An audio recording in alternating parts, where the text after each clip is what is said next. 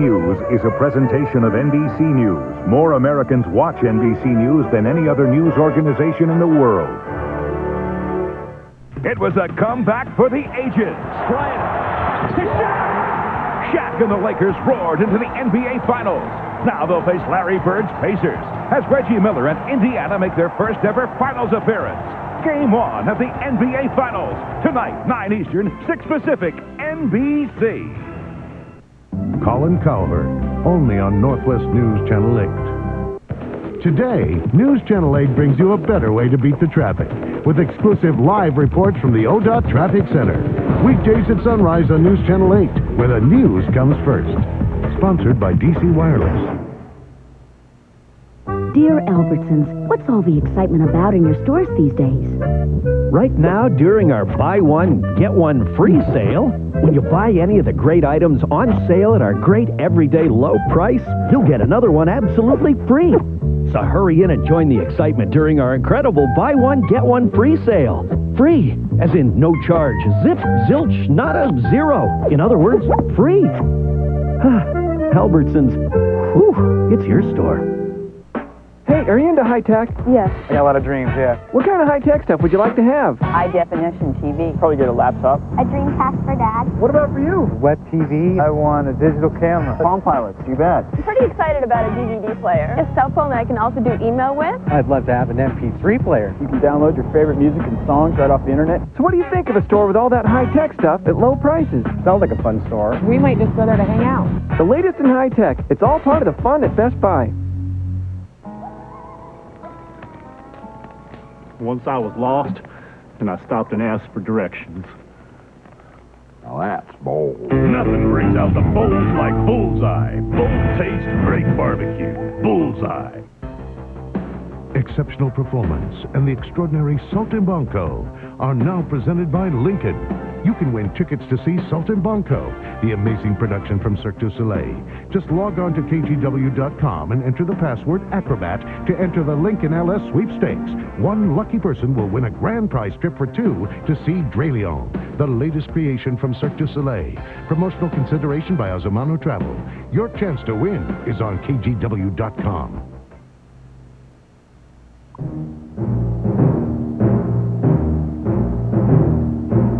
For the first time since 1956, the Olympic flame touched down on Australian soil 1 hour ago, exactly 100 days before the 2000 Olympic Games in Sydney. The first Australian to carry the torch here is Nova Paris-Nibone, who in 1996 became the first Aboriginal athlete to win an Olympic gold medal as a member of Australia's women's field hockey team. What will follow is a 16,000-mile journey across the Australian continent, bringing the flame to Sydney on September 15th for the opening ceremony of the 2000 Games, 100 days from now.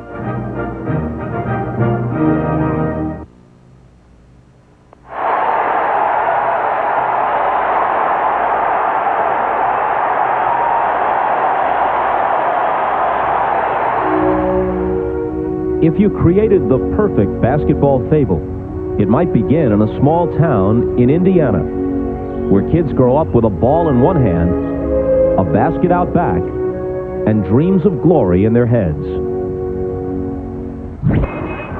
Or maybe it's a big city kid's dream, which starts on the playground, with the hope that it might end here, on this floor, the way it did in Game 7, when the Lakers returned to Showtime and saw to it that the finals returned to L.A. The Indiana Pacers will join them, making their first appearance in the finals. They were carried to this point by sharpshooter Reggie Miller. His 13-year wait for this moment has now ended.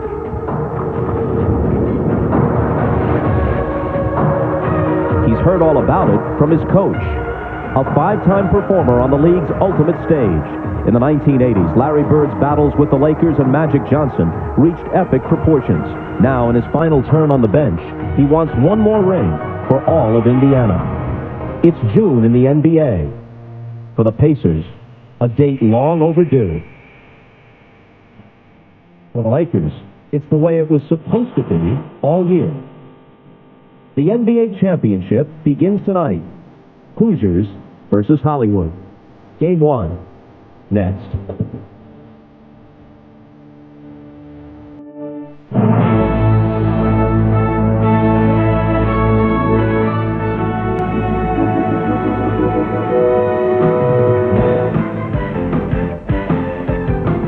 This is the NBA on NBC.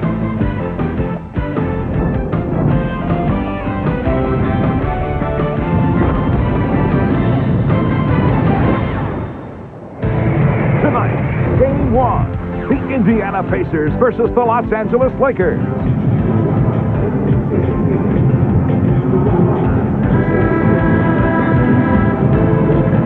The Indiana Pacers, three-time champions of the old ABA, bidding for their first NBA championship. And the Los Angeles Lakers, who have made it this far to the NBA Finals 19 times, but this is their first visit since 1991. Game 1, only minutes away at the Staples Center.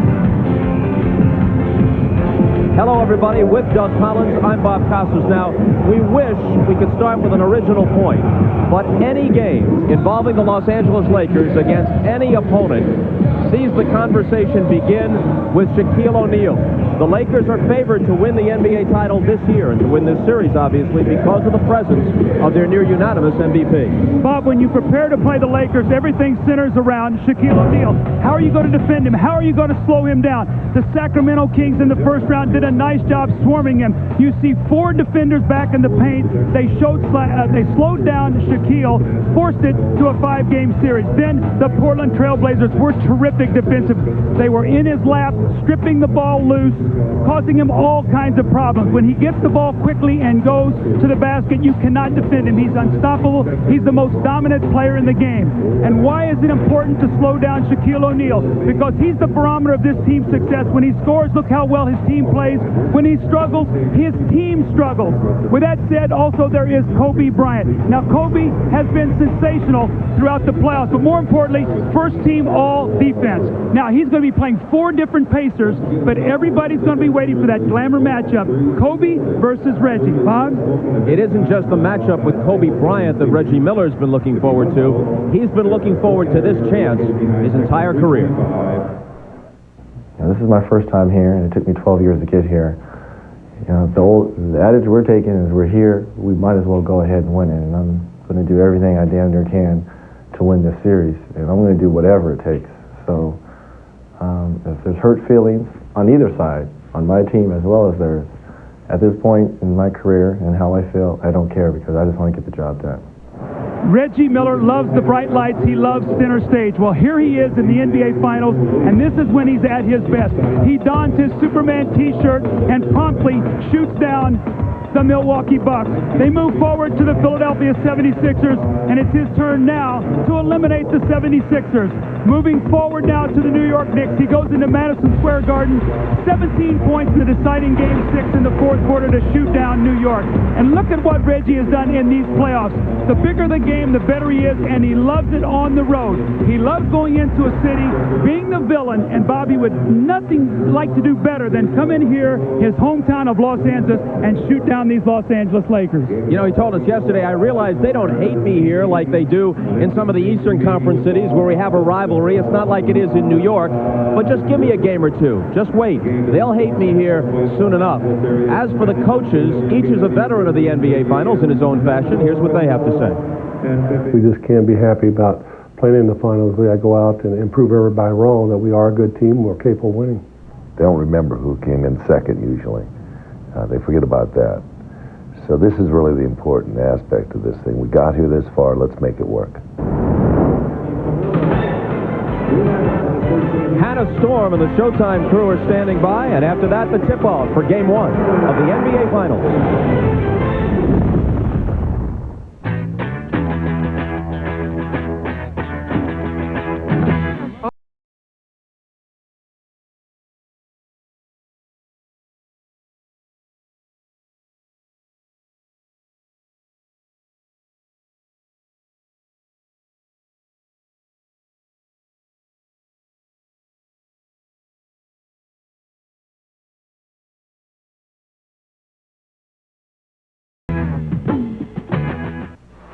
It's your vision, your business, Run it your way with Blue for Business. In my business, I buy online one day, offline the next. With Blue, you save either way. Walking traffic I've got. Web traffic I need. We can make the web work for you. And Blue has the Smart Chip. Check your account online, then pay all at once or over time with no annual fee. How cool is that?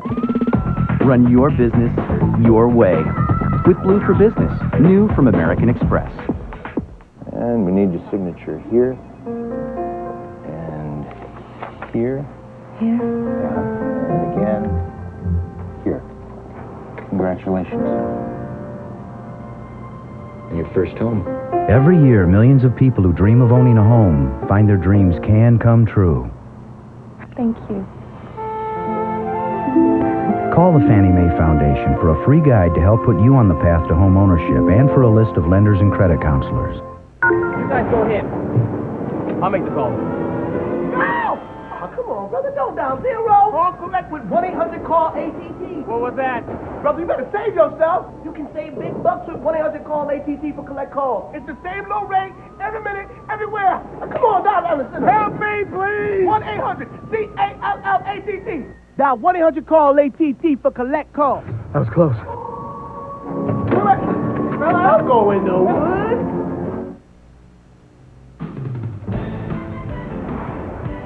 The road to the NBA Finals concludes with the two best home teams in the league.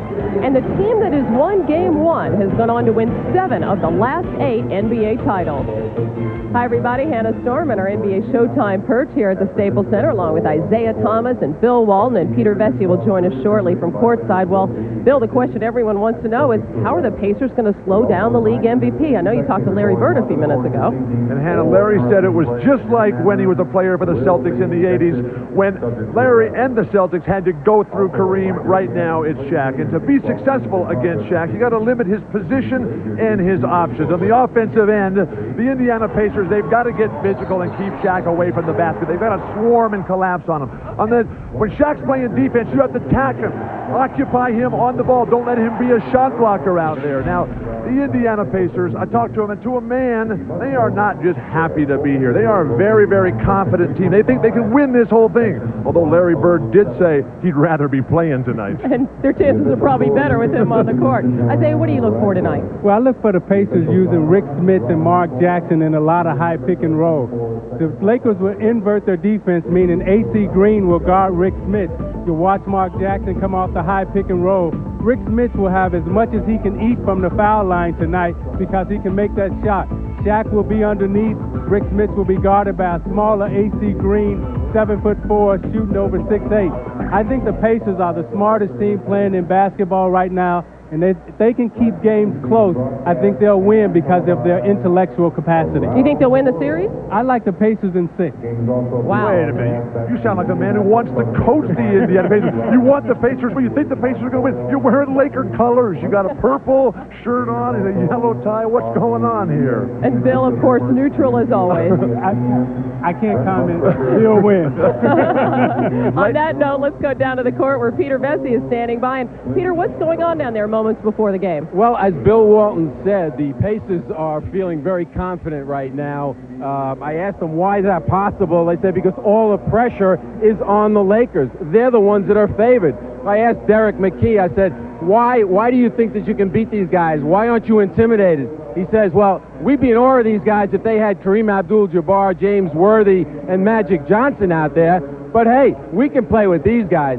And then we go over to the Lakers locker room. Now, they are favored, but they're also flawed.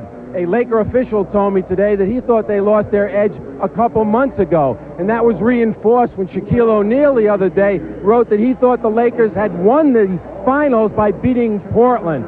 If they don't have an attitude adjustment, the Lakers will have some concern here. Thanks, Peter. Well, they don't hand out rings for conference championships. We'll be closing in on the tip-off of the 2000 NBA Finals. The Pacers and the Lakers will return to the Staples Center right after these messages.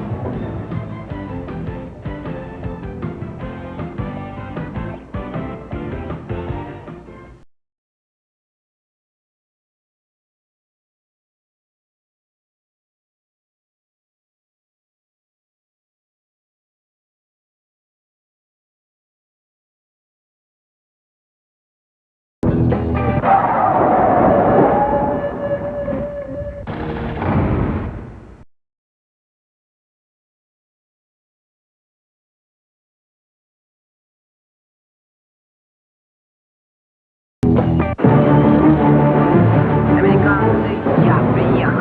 her down now. Amerikanski! Rock and roll! I'm here to stay! You left everything behind. Your family, your country. Why? Почему приехал? В моей стране ничего нет за бесплатно. Не буду платить за интернет-акс. What's he saying? He wants net zero. Well, of course he does. Free internet access. Net zero. Bubba, it's great hanging with you guys. I love you, man. But what about me? I love you too, man. More than me. No, man. No, it's that whole wheat thing, isn't it? You just love that sweet frosting, don't you? You're confusing me, man. I can't choose. You don't have to choose sides. You can have it all with Kellogg's Frosted Mini Wheat. Now in honey, too. See, you do like him best. Chill, baby. I got you covered.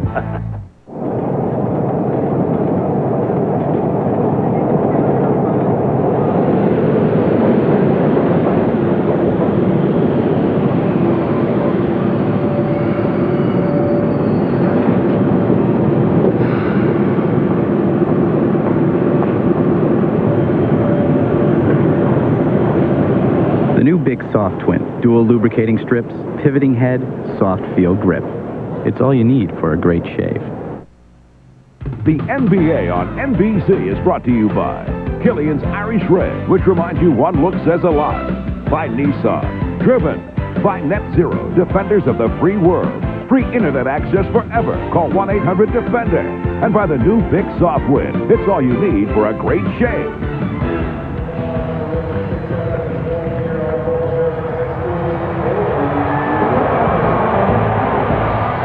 The lineups for Game 1 of the NBA Finals. The front line of the Pacers, Rick Smits at 7'4" and 265, given the assignment at least initially of dealing with Shaquille O'Neal, but obviously the Pacers will try and give him help.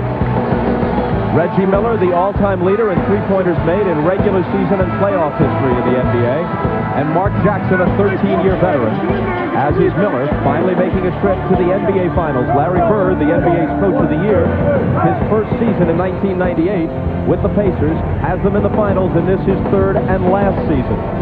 Shaquille O'Neal led the league in scoring, and he leads the playoffs in scoring and rebounding. Kobe Bryant and Ron Harper in their backcourt, and as Doug Collins pointed out on the opening, Bryant against Reggie Miller head-to-head, which will occur at least part of the time, is one of the matchups to savor in this series. Phil Jackson, highest regular season and playoff winning percentage of any coach in NBA history. Let's check with Ahmad Rashad.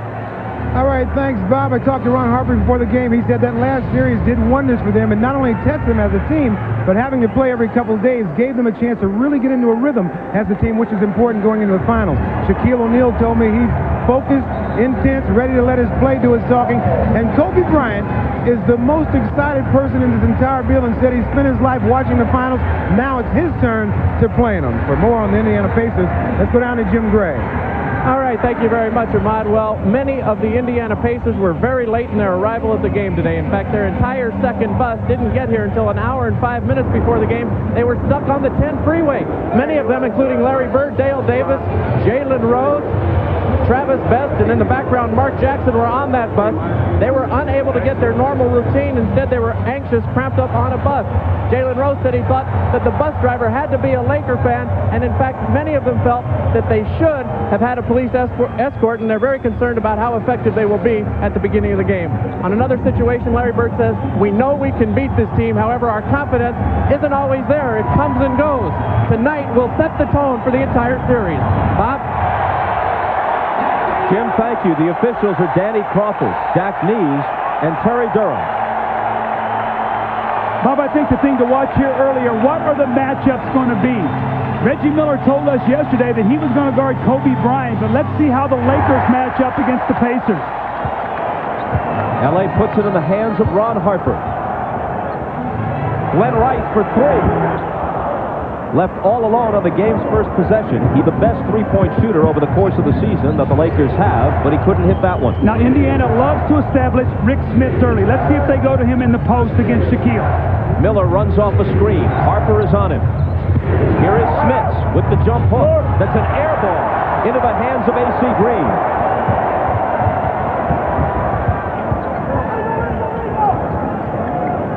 Ron Harper finds Shaq. He's double-teamed, his pass deflected, and stolen by Dale Davis. Mark Jackson pushes it up the floor, finds Jalen Rose. And the Pacers take a 2-0 lead. Big basket there for Jalen Rose. He must get off to a good start. Early in the playoff box, he has struggled where he's drifted early in games and tried to get going later, and it's been too late for the Pacers in many instances. Miller's on Bryant. Kobe to the baseline. Here's his turnaround to tie the game. What a tough shot.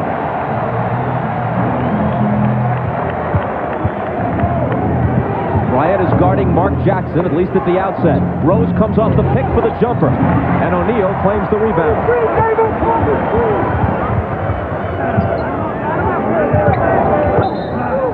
Pass in the lane to Glenn Rice on the game's first whistle. We have some really good matchups out there. Jalen Rose and Glenn Rice. Jalen's going to have to do a good job chasing Rice around screens. That time he tried to get a quick post up, and Rose has got to stay out of foul trouble. They need him out there on the floor.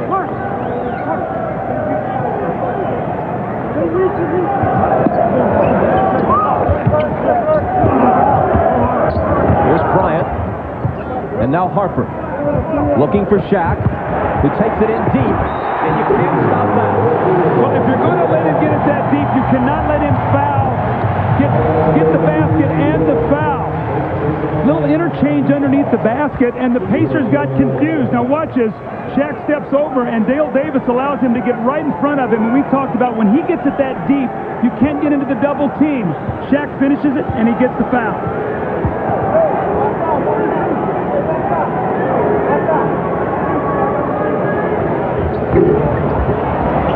And he gets the bounce, a strange bounce to complete the three-point play. He's now hitting right at 50% in the playoffs. He made 2 huge free throws with 2.5 minutes to go to tie the game against Portland on Sunday in a clutch situation.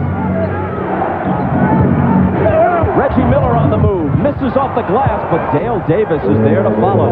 He is their best rebounder. You must block him off that offensive backboard.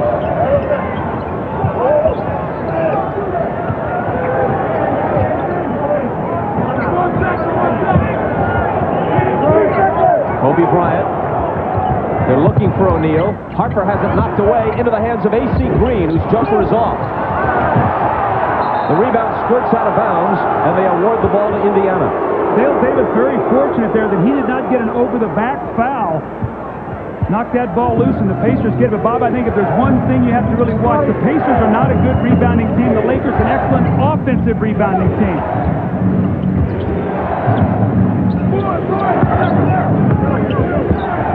Mark Jackson off to Reggie Miller, and now Smits will try the jump hook again. Davis on the offensive glass. Miller for 3.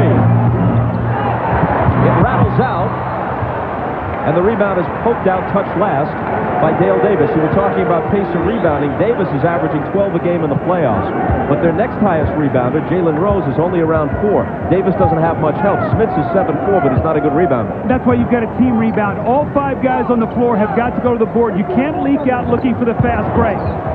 Shaquille O'Neal showing early signs of just overpowering the Pacers in the paint. If you get to him late, you cannot stop him. Mark Jackson came down there, the little bump, and Shaq just finished it.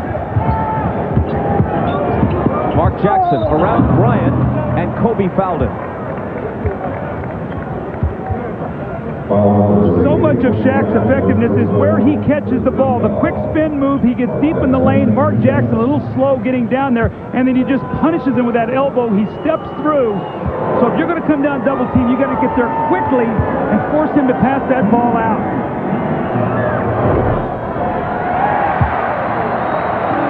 The Pacers are a great free throw shooting team.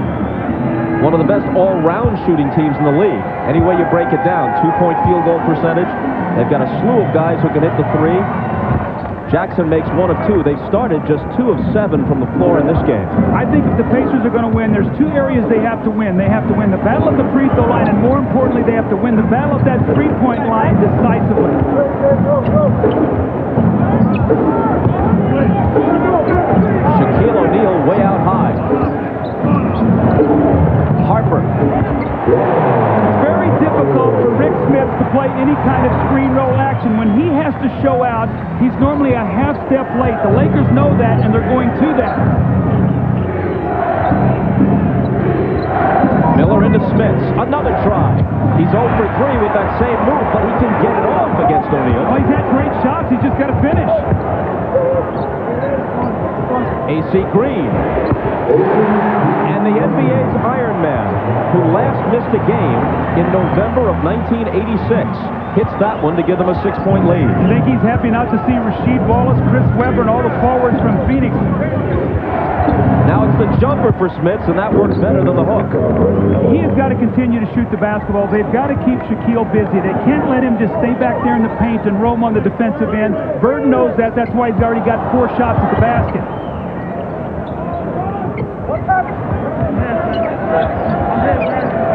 Here's Rice, guarded by Rose. Off to Green, 5 seconds to shoot, and AC can't make it 2 in a row. Jackson will push it up the floor.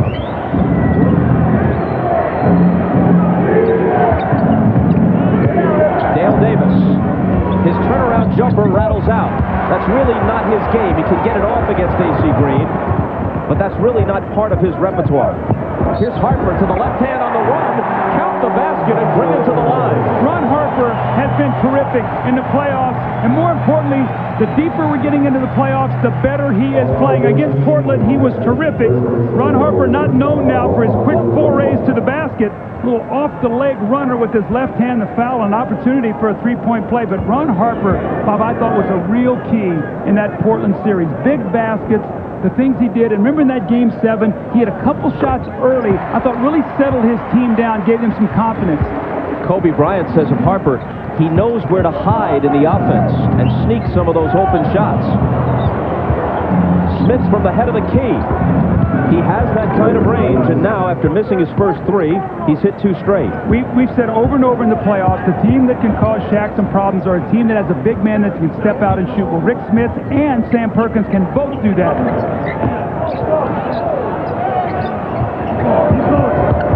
Kobe Bryant. Should have no shot blocking, and the Lakers know that. Remember now, when they played against Portland, you had some long, rangy athletes back there changing shots. Just right to the basket for Kobe. Reggie Miller with the catch and shoot that rattles out.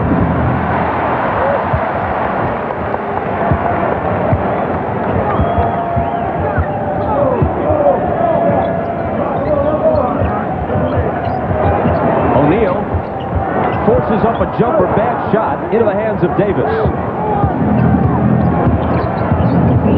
Mark Jackson finds Smits, who looked for Davis. Jackson tries to save it. It winds up in Green's hands, but not for long, off his fingertips and out of bounds. Bob, my question is, Rick Smits has got a wide open shot. He's just hit 2 in a row. He passes it up and tries to throw it to Dale Davis. Shoots the basketball.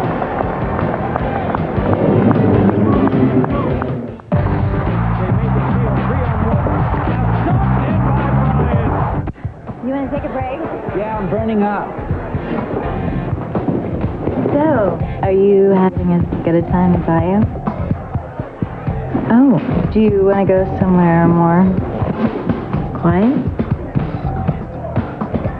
Don't you find me attractive? Coors Light, frost brewed at the edge of freezing. Did you say something?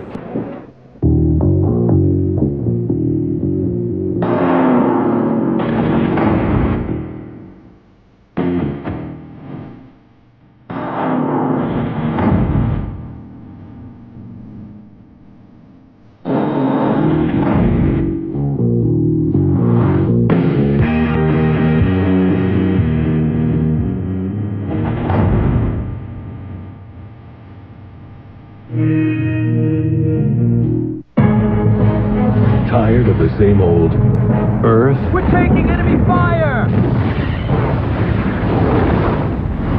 On June 16th, get a change Eat this! of space. Let's do this! in the wildest ride of the summer. Did we have a plan B? Titan After Earth. Rated PG. The ride starts June 16th, only in theaters. Come on, y'all, the match. Work back. Come on, work back. Push up. Come on, work back. Work back. Work back. Come on, work back. Come on, work back. That's it, Robert. Come on, y'all, the match. Come on, work. Push it back. Come on, work back. Come on. Lift up, lift up. Come on, work back. Push. Well, Isaiah Thomas talked about in Showtime to watch the high screen roll with Smits and Mark Jackson. Well, here's one of them right here. There's Shaq. He drops back into the lane. Smits is going to pop out. He's going to have a little open jump shot, and he buries it. Now, he had hit a jump hook prior. He knocks this one down. Now, the next time down the floor, look where Shaquille is here. Wide open shot, and he tries to pass the ball to Dale Davis, who's not a shooter. You got to shoot the basketball. That's what they need from Smits to be able to open that lane up so that Reggie Miller, Jalen Rose, Mark Jackson, Travis Best, these guys can penetrate and do what they do best. Not only did the Pacers pass up a golden opportunity for an open jump shot, it almost resulted in a fast break basket for the Lakers, but they couldn't control it, so the Pacers have it back.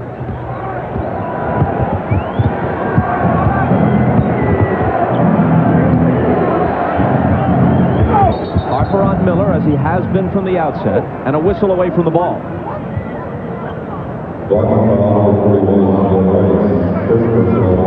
Foul is on Glenn Rice. That's his first.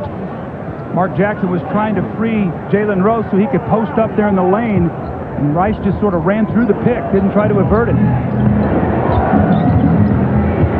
Miller against Harper. To the baseline, the running one-hander is blocked by O'Neal, and he recovers it as well. Out to Bryant. Kobe pulls up and hits. The presence of Shaquille O'Neal, that's why Smits has got to make jump shots, and you can see what happened. They forced Reggie Miller baseline right into the shot blocker. Harper is getting up on him and taking away his quick shot.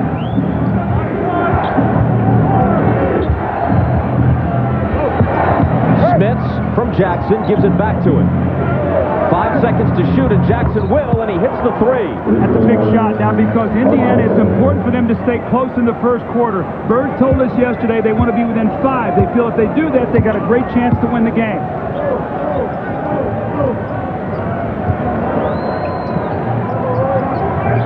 Here's Bryant, who's hit all 3 of his field goal attempts.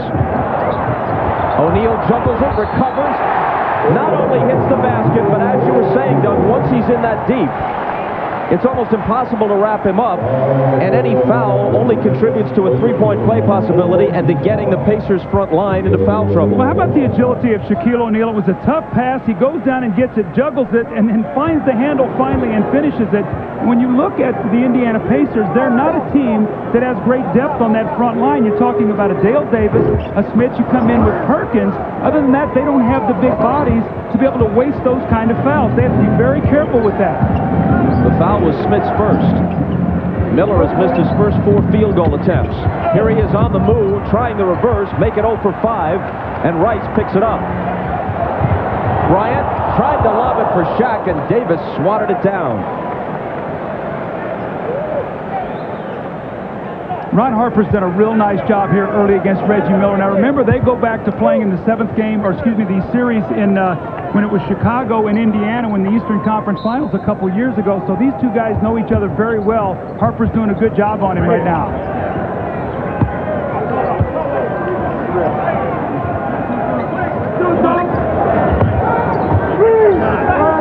AC Green. Mark Jackson has the rebound.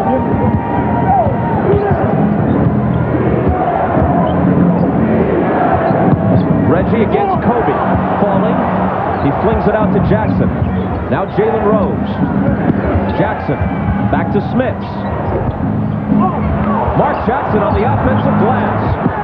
Beautiful basketball, though. Mark Jackson penetrates. Shaq's waiting there, and what he does, he finds Smits. Now, although Smits missed the jumper, Mark Jackson right there to finish up on the offensive rebound. O'Neal, little fadeaway. Wow, how good was that footwork? It looked like he was going to shoot a jump hook in the lane. He spun out and shot a fading jump shot on the baseline. And he scored 9. Good start for him. Jalen Rose.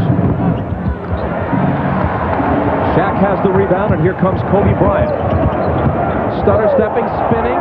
His shot blocked by Smits, and Smits recovers it, but his pass is deflected and stolen by Rice.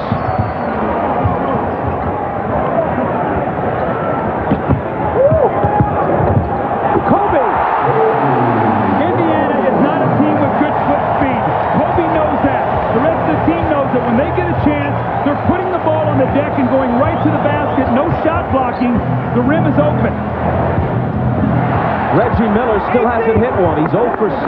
He's had about 5 really good shots and rattled about 4 of them in and out. He's got to continue to shoot it. We know he will.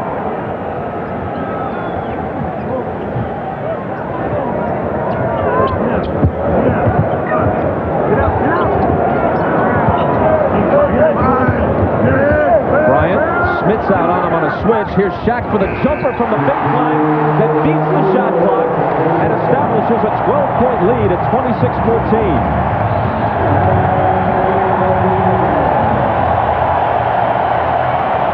The Pacers ask for time. The combo is doing it to him in this first quarter. Well, once again, we talk about Shaquille O'Neal. Look at the footwork. It looks like he's going to shoot the little jump hook. He fades and shoots the spinning shot on the baseline.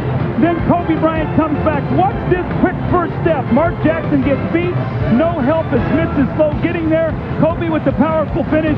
Then they come back to combo once again. The screen row. Smits cannot hold up Kobe.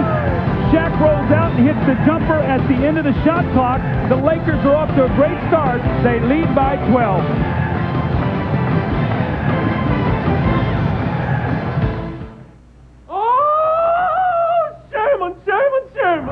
On July 28th. Call for charge. Dynamite, dynamite.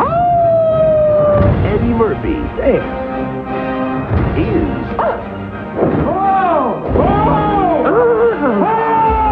the Clumps.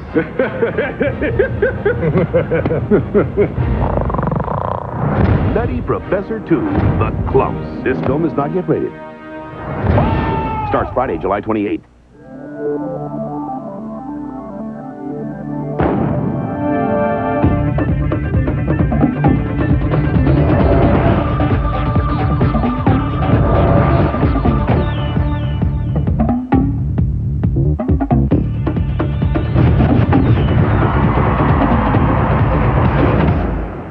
Okay, some dreams can't come true. But if you want to go to the Olympics, yours can with Visa, the only card accepted at the Olympic Games.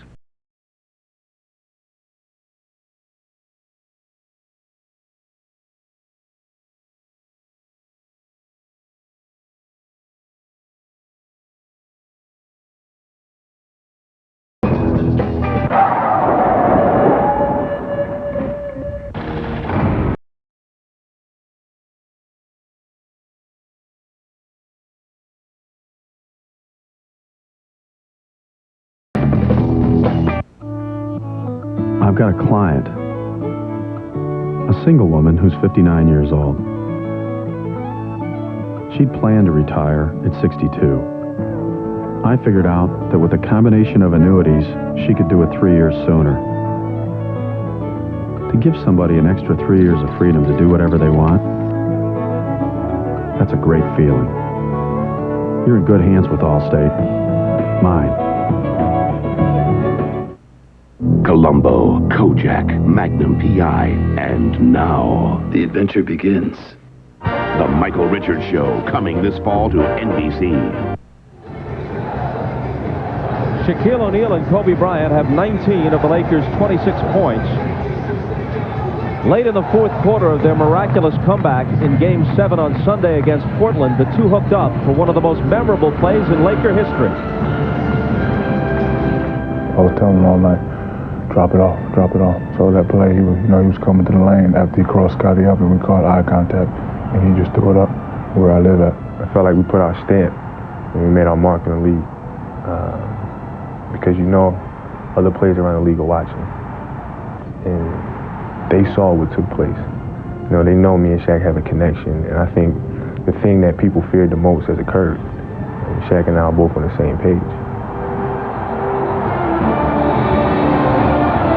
More importantly, not only on the same page, but thriving. And look what they've done here to get started. 9 of 11 from the floor. Shaq has already attempted 6 shots tonight, 9 all of Game 7 against Portland, into a great early rhythm as Rose turns the ball over. And Bob, what I've seen here, what the Lakers are doing, they're getting the ball up the floor quickly, hitting Pacers with early offense, and the Pacers have not been able to double them. They tried the lob to Bryant, and it didn't work. Here comes Reggie Miller. Sam Perkins is in for Indiana. So is Austin Crozier. This is Crozier with the ball on the drive, and he was fouled. Robert Horry is in the lineup now for the Lakers, and he picked up the foul, his first. Let's go to Jim Gray. All right, thanks, Bob. During that last timeout, Larry Bird told his guys, hey, guys, you're doing all right. We're playing well. Everything's going to be fine. Some of these shots will start to go down. I'm not concerned about our offense, but, guys, you've got to quit gambling on defense. Bob? Thanks, Jim. Austin Crozier, an 85% free throw shooter, misses the first. He's in his 3rd year out of Providence. He played all of 1 minute in last year's playoffs, but he's become an important player this year for the Pacers. And you can already see the chess game here in Game 1. The moment Austin Crozier came in the game, Robert Horry came in the game to defend against him. Why? Because he's quicker and can get out on the floor better than A.C. Green. So you're starting to see what the coaches are thinking in their matchups.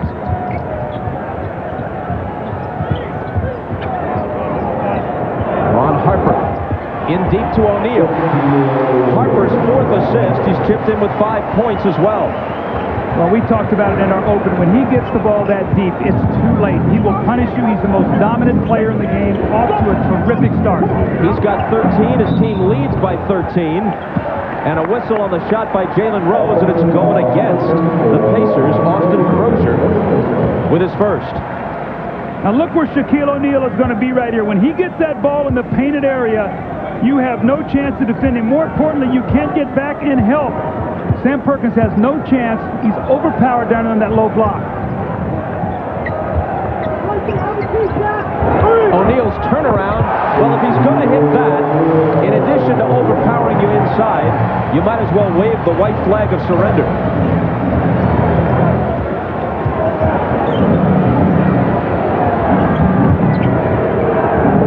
Austin Crozier with that quick first step, and Horry bodied him to pick up his 2nd foul.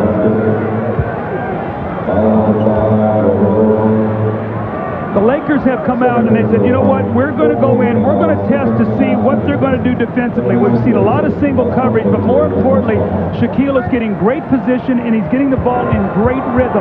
Portland disrupted his rhythm. That is not happening here tonight.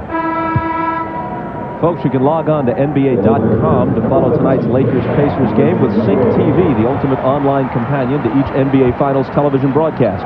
This unique component provides fans with real-time stats, polls, and the ability to interact with special guest hosts and other fans online. NBA.com, Sync TV, your cutting-edge way to follow the NBA Finals 2000. Not much going right for the Pacers, the league's best free throw shooting team, and they're misfiring from there as well. Well, again, they have to shoot a high percentage from the line and behind that three-point line, and that's not happening right now. One-on-one coverage here with Shaq. Leaving Harper alone for 3. It's all going right now for the Lakers. They're just picking and choosing their spots. And Indiana is a good defensive team, but they don't have the quickness to rotate out to those shooters once they swarm Shaq.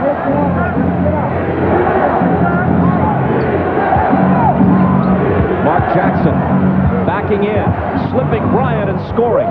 Kobe's playing him to try to take away that post up. Bryant from half court to beat the buzzer. And that's about the only thing that didn't work out in this first quarter for the Lakers. They lead it by 15. Against Portland, the Lakers generally started slowly. They break from the gate like gangbusters here in Game 1, and you're watching the NBA Finals on NBC.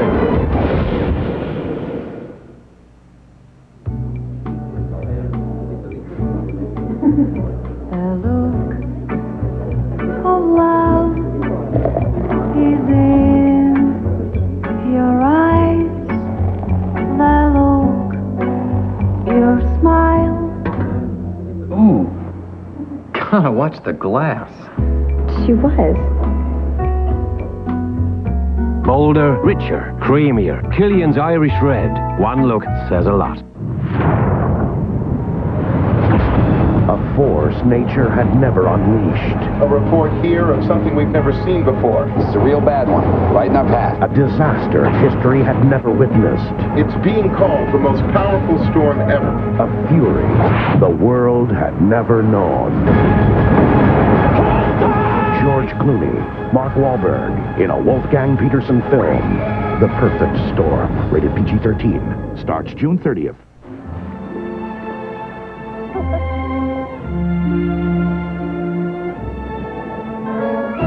Uh-oh. What? I think I left the gas on.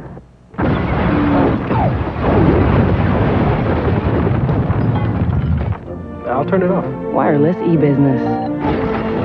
IBM is bringing it home. Oh, could you water the lawn, too? And pay the gardener while you're at it.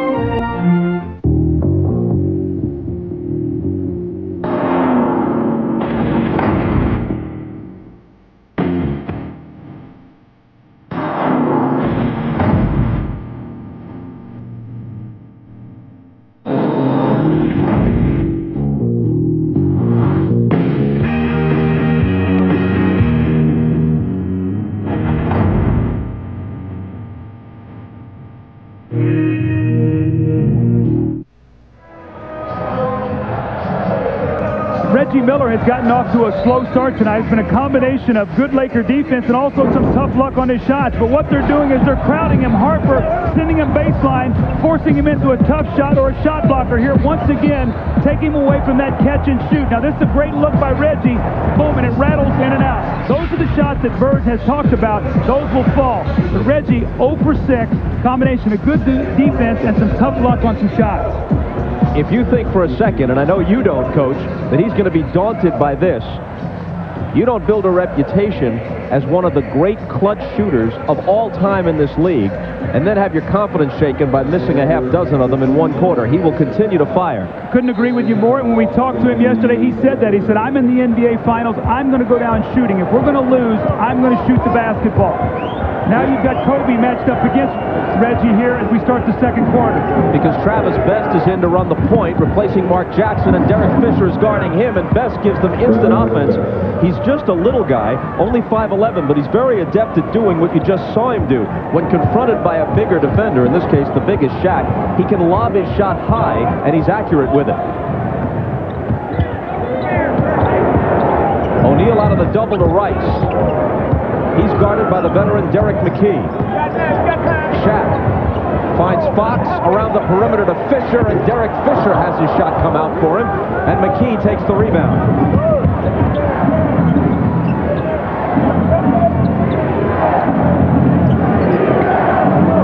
Crozier against Fox, into the paint, and scoring off the glass. Now he's got to remember, when Rick Fox plays you in the post, he's not going to block your shot. He's going to try to strip you on the way up. So once he gets position, he's got to protect the ball just like he did that time. Lakers by 11. Bryant over Miller, and he traveled.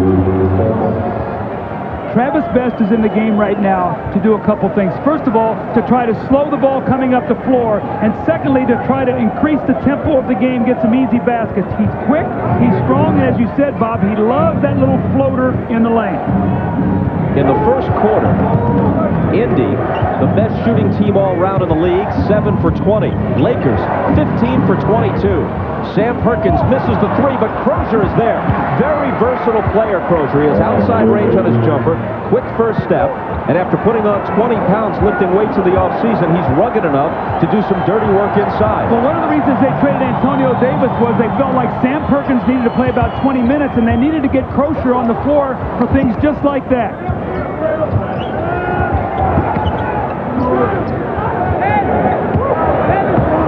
O'Neal backing down on Perkins, and it comes up short. In fact, he drew air with it.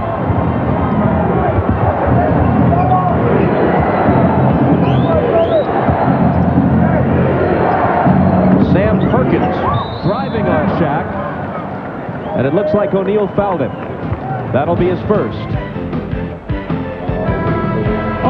Austin Crozier has come in and given his team a nice lift. They needed some energy. More importantly, they needed somebody to put the ball in the basket. He backs down. Rick Fox lays the ball in the basket. Then the next time, he comes circling in from the wing, swooping in with the offensive rebound and the finish.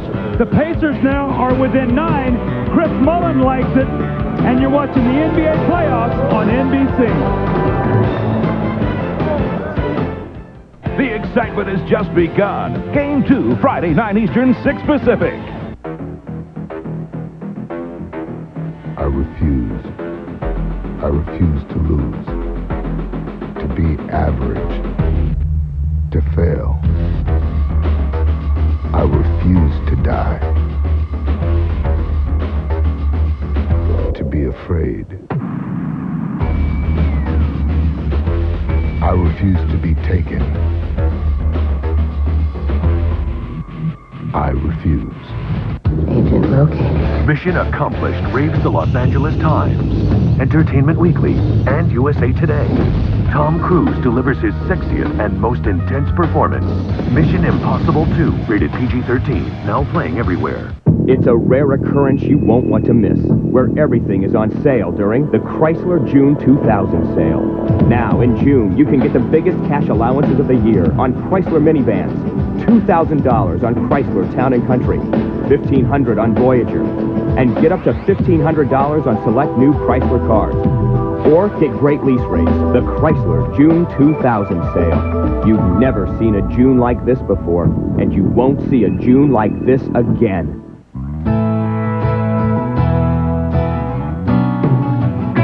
Where do some of America's most successful people get their start? Did somebody say McDonald's? It's not just a new sign. It's a promise, a guarantee. It's a new Midas. You'll know it when you first drive in. You'll appreciate it for as long as you own your car. Expanded new services, a new lineup of genuine Midas parts, guaranteed for a lifetime nationwide. Even if the part wears out. We're more than mufflers. We're a new way to keep a good thing going. Go Midas. The NBA on NBC is brought to you by Gatorade Thirst Quencher. It's in the NBA. Is it in you? By 1-800-CALL-ATT for collect calls. By Chrysler. These will never land on an ordinary car. And by Adidas. Long live sport.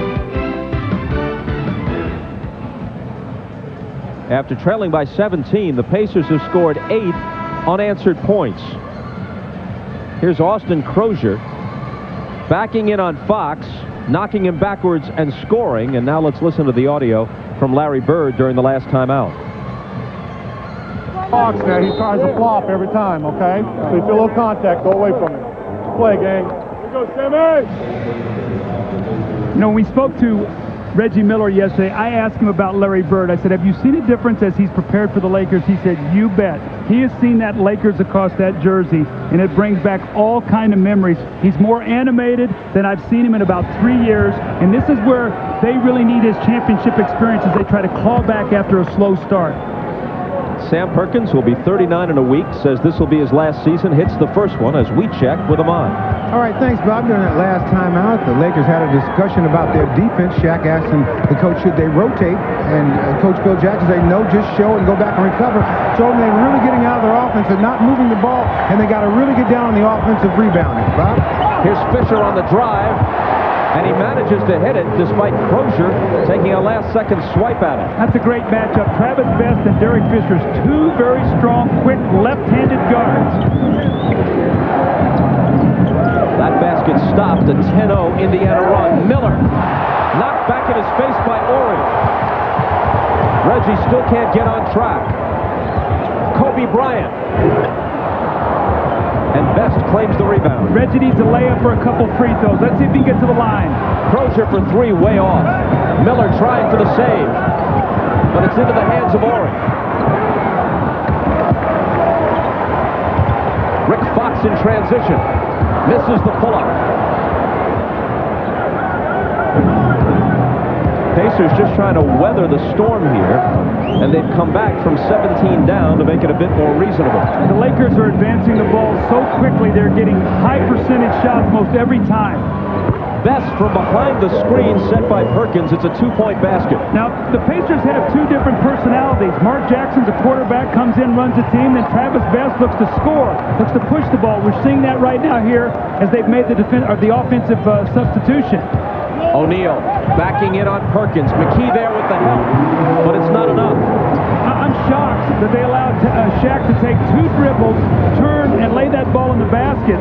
They cannot win this game if they give him those kind of baskets. He's already scored 17. Best on the move, and a Laker foul. Shaq gets the ball in the lane. You're going to see the one bounce, the two bounce. He picks it up, and look how close he is to the basket. He just muscles in and lays the ball in the basket. That's like a 2-foot shot, and I think we've seen as Shaq has played and scored those kind of baskets during the playoffs, he just wears down and demoralizes the opponent. Reggie Miller sits down. Jalen Rose is back in. Perkins for three. Travis Best gives them a fresh 24. Rose doesn't use much of it as he swishes one from beyond the arc. That's the strength of the Pacers, and it was come off an offensive rebound. Inside out, quick three by Rose. And they're within 6. It's the Lakers who ask for time. A 17-point lead is down to 6. The Pacers are not a good offensive rebounding team. Who gets it? The smallest man on the floor, Travis Best. He finds Jalen Rose, who knocks in the three. Reggie off to a slow start, and the Pacers hanging in there with a 15-4 run. It's a rare occurrence you won't want to miss, where everything is on sale during the Chrysler June 2000 sale. Now, in June, you can get the biggest cash allowances of the year on Chrysler minivans. $2,000 on Chrysler Town & Country, $1,500 on Voyager, and get up to $1,500 on select new Chrysler cars. Or get great lease rates, the Chrysler June 2000 sale. You've never seen a June like this before, and you won't see a June like this again. Do principles dictate independence? Then war is the only way. It has come to that. I have 7 children. Now who's to care for them if I go to war? I forbid you to go. I'm not a child. You're my child. This war will be fought not on the frontier or on some distant battlefield, but amongst us, among our homes. Our children will learn of it with their own eyes. I'll come back. I promise. Mel Gibson, The Patriot, rated R. Opens June 28th. Look at this. There are so many choices, but what if you had none? That's a problem for many communities. Alan Iverson recognizes the need for choices. Everything okay at home? He works with an evening basketball program that offers neighborhood kids a positive place to go. Hey, get up the court, get up the court, get up the court. Go! This gives them the opportunity to make the right choice. Team up to improve your community. The French Open continues Friday morning at 10 Eastern, 9 Pacific. Saturday at 3 Eastern, the women's final. And Sunday at 9 a.m., the men's final. This weekend on NBC. Phil Mickelson just missed at last year's U.S. Open. Now one of the world's hottest golfers tries to win his first major, the U.S. Open, beginning June 15th on NBC.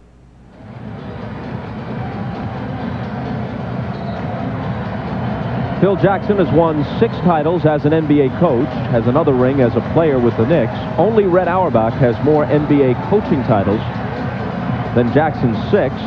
Red won 9. Meanwhile, Larry Bird's Pacers are on a 15-4 run and coming back in this game without a contribution to this point from Reggie Miller, who at the moment is seated and has shot 0 for 7 to this point in the game. Well, I talked about rebounding be vital for the Pacers. They have 5 offensive rebounds, 9-0 on the offensive boards, 12-2 bench scoring, so the bench doing a good job. Bryant with the miss, O'Neal with the recovery, and he scored 19 points, and we still have 7.5 minutes to play in the second quarter. Now, Bird told us yesterday he didn't think they could win if Shaq was going to get 35 or more points. Well, he's on pace for over 40 right now. Perkins, Bryant on him on a switch. McKee has it poked away by Horry. Kobe's got it. O'Neal in the lane, feeling it now. Up with the jumper. And Crozier takes the rebound. Best. Crozier delivers a splattering screen on Fisher. And now Terry Durham blows the whistle. This Crozier is a rugged customer. This was great, though, because Derek Fisher just tried to run into the screen and flop back and draw the attention. The referee would not bite on it. Then Crozier sees a mismatch, goes right into the post. Fisher locks him up, and he gets the foul. That was great refereeing by Terry Durham there. And now Danny Crawford spots something. An offensive foul on Jalen Rose. Looks like getting his arms behind him and tried to lock in Kobe Bryant in the post. That will be his second foul. That's 2 on Rose, the Pacers' leading scorer this year, and voted the league's most improved player. First time Reggie Miller hasn't led Indiana in scoring since 1989. Bryant lays it off to Morey.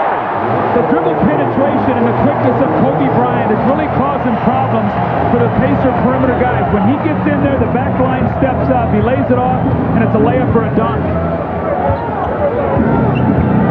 And the lead is back to 10.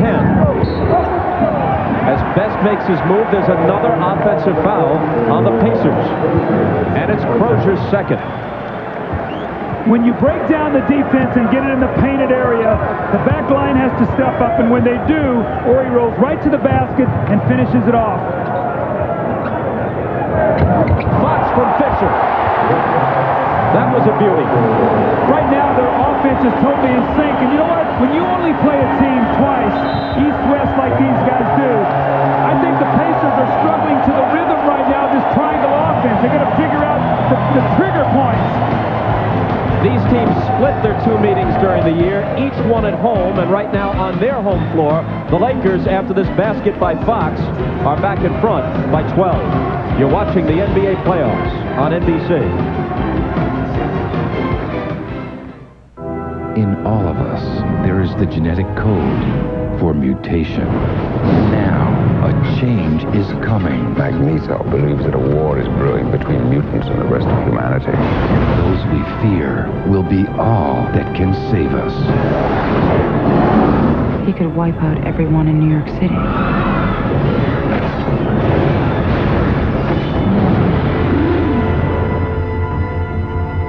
Starts Friday, July 14th.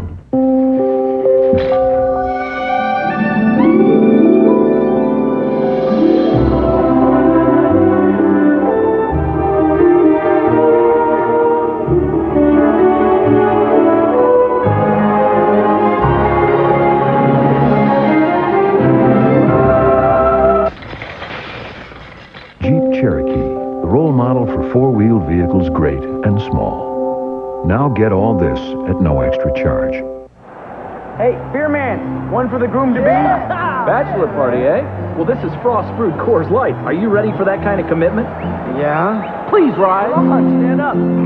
Do you take this can to be your very own?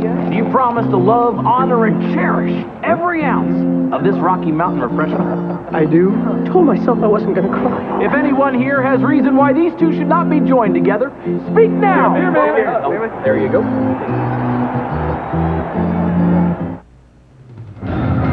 Hi, everybody. Hannah Storm coming up on Net Zero at the half. We'll hear from Lakers center Shaquille O'Neal, whose dominant play forces frequent double and triple teams, which is nothing new for the league's MVP. I'm used to it. It's been happening ever since elementary school when I was about this high, and I used to, dominate the other kids.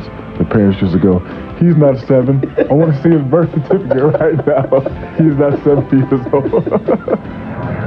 Shaquille O'Neal, as you've rarely seen him, with Ahmad Rashad coming up at halftime. Let's go back down courtside to Bob and Doug. Hannah, thank you. Shaq with 19 already in this game. Reggie Miller, meanwhile, has been blanked. The last possession, Austin Crozier comes up to set the screen, moves just a little bit, Fisher falls, and they call the offensive foul on Crozier. Larry Bird wanted an explanation from Danny Crawford. But you know what? Austin stepped over into him, and he tripped over Austin's leg. So that step over, well, but there's time and distance on that screen. He's got to allow him time and distance to change direction. He goes right to the contact. Okay. I think there's time and distance involved in that, Larry, because it's a screen.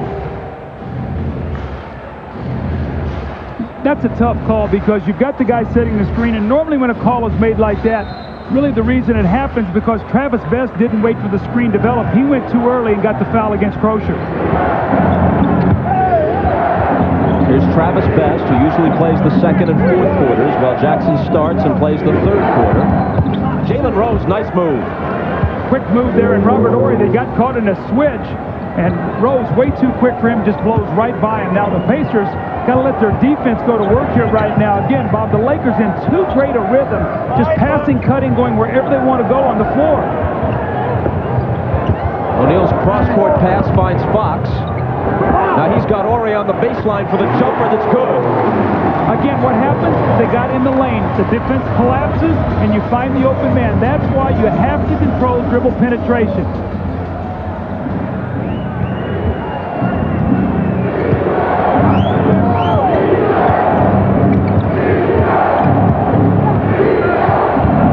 Sam Perkins on the run, and O'Neal says, get it out of here. Fox.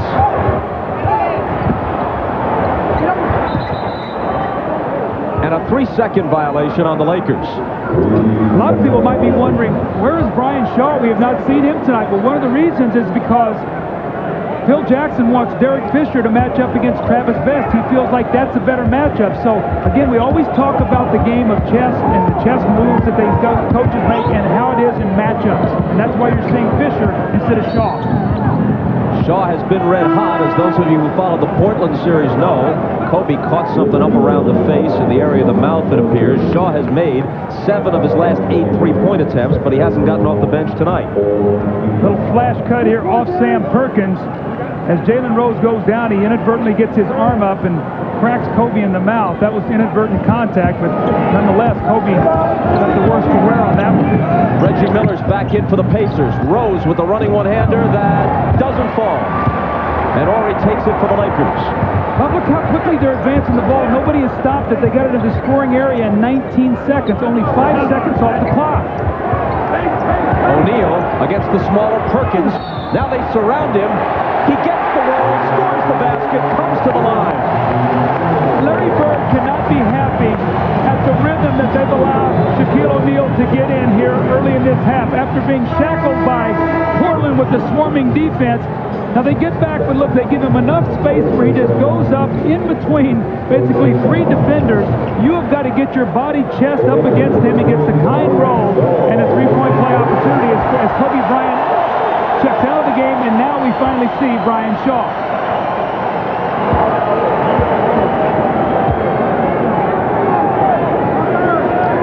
With Rick Smits not in the game, as Shaq can't complete the 3-point play, but Derek Fisher claims the rebound. To Rice. Horry is there. Rice has it back, and he was fouled. Now we're starting to see the Lakers offensive rebounding. Look at the team that the Pacers have on the floor. Dale Davis is a good rebounder, but they have a small team. All 5 guys must rebound. They give up a second shot off a Shaq missed free throw. Then Horry swoops in, finds Rice, who drives the ball right to the basket to draw the foul. Starters say with Smits not in the game and now he checks back in, they had no one within 3 inches of Shaq in height, and obviously they have no one, Smits included, anywhere near his bulk and strength.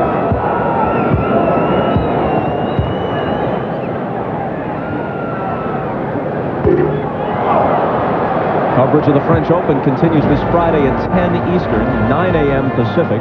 We'll bring you coverage of the men's semifinals in this grueling Grand Slam test. The French Open presented by BNP Paribas Friday morning at 10 a.m. Eastern, 9 a.m. Pacific on NBC. Rice hits 1 of 2, and the Lakers lead again by 15.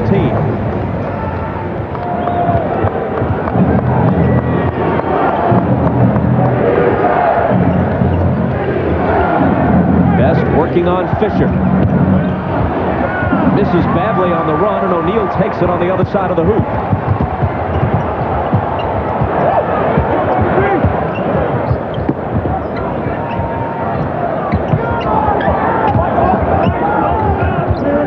Shaw swings it to Fisher, and now Shaq against Smits. Miller over to help. Shaw's left alone for three. Almost made his 8th and 9 tries, but it popped out. But Ori is on the offensive glass. They go to Shaq. Misses off the glass, and Smits has the rebound. Jalen Rose for three. Well, that's a big basket right there. Was slipping away from the Pacers. Jalen Rose doing what the Pacers do best. Early offense and shoot that quick three. Well, they shot over 18 threes a game this year. That's a big strength of their team. They've got to knock some shots in. Shaw lost it on the way to the hoop. And Indiana touched it last. The Lakers will keep it, no foul.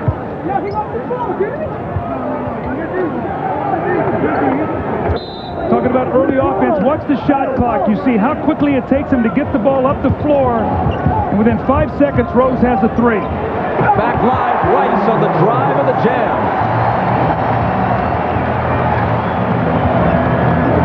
His first field goal of the game, he scored three. Well, I always talk about how you finish quarters and halves. The Pacers need a strong finish here. They don't want to go in 16 or 18 down at half. That won't help as Smits lost it.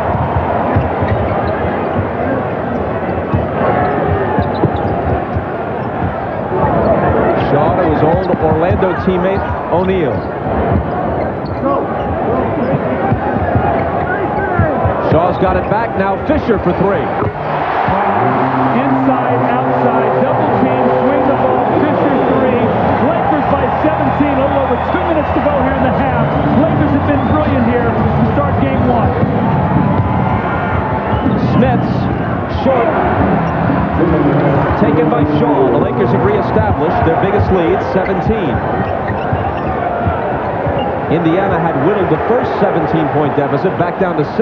Now Rose has 2 fouls. Rice is trying to attack him to get the third. Instead, it's an offensive foul. And it's number 2 on Rice. Made a conscious effort here to try to get Jalen Rose out of the ball game. They go right to Glenn Rice. You see that right arm pushes off. And Rose avoids his third foul.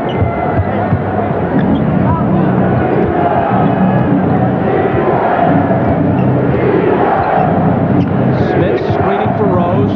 Now he has it back. Driving on O'Neal to the left hand. And a whistle on his move. The Pacers want a goaltending, but they're not going to get it. Instead, O'Neal is hit with his second foul.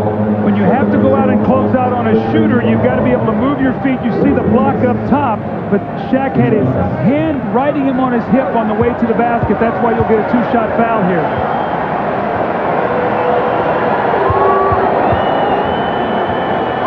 Smits, the 34-year-old from the Netherlands, dubbed the Duncan Dutchman, hits the first.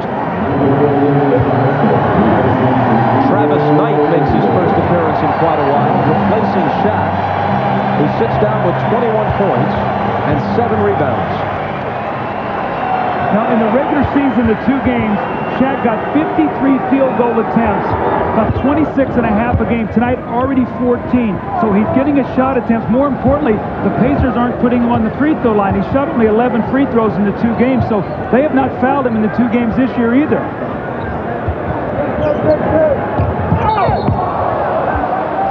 That pass went astray, but there's a foul just as it does. It's number 2 on Smits.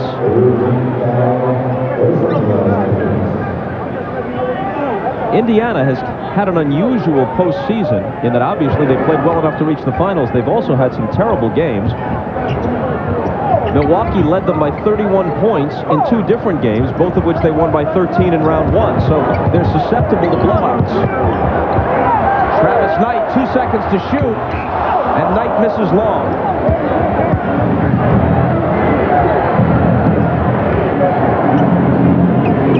Exactly a minute to play in the half. Austin Crozier. Wow, he has been really aggressive. They've gone to him in that low post, and whoever's guarded him, he's been able to get the advantage. What a big lift off the bench, Bob, he's been for these Pacers. He scored 8. Glenn Rice. Travis Knight. I hate to tell you, but the Pacers are doing a terrible job on the defensive backboard right now. After getting off to a great start, the Lakers are now pounding him on the offensive board. And Crozier was pounded by Knight, but had the strength to finish the play.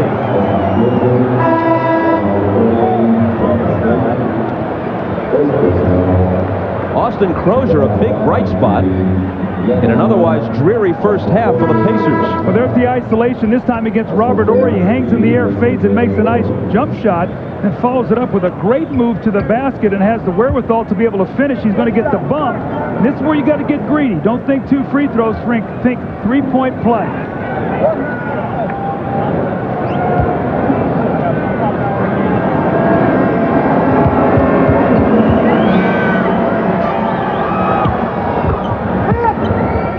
He's the Pacers' leading scorer in the half now with 11. Now Smits out of the game because they don't want him to get his 3rd foul.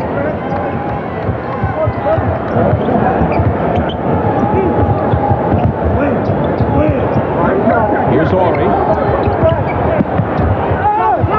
Throws up a wild shot that's no good, but Travis Knight is there. Now it's Glenn Rice. Contact. Ball out of bounds, no foul. When I spoke with the Pacers assistant, Rick Carlisle, before the game, he said, Doug, my biggest concern is our defensive rebounding and the Lakers going to the offensive board. Remember, Bob, in the first 2 rounds, the Lakers averaged almost 17 offensive rebounds a game. Against Portland, only 9. That's why Portland played them so well. They were able to shut down that offensive rebounding.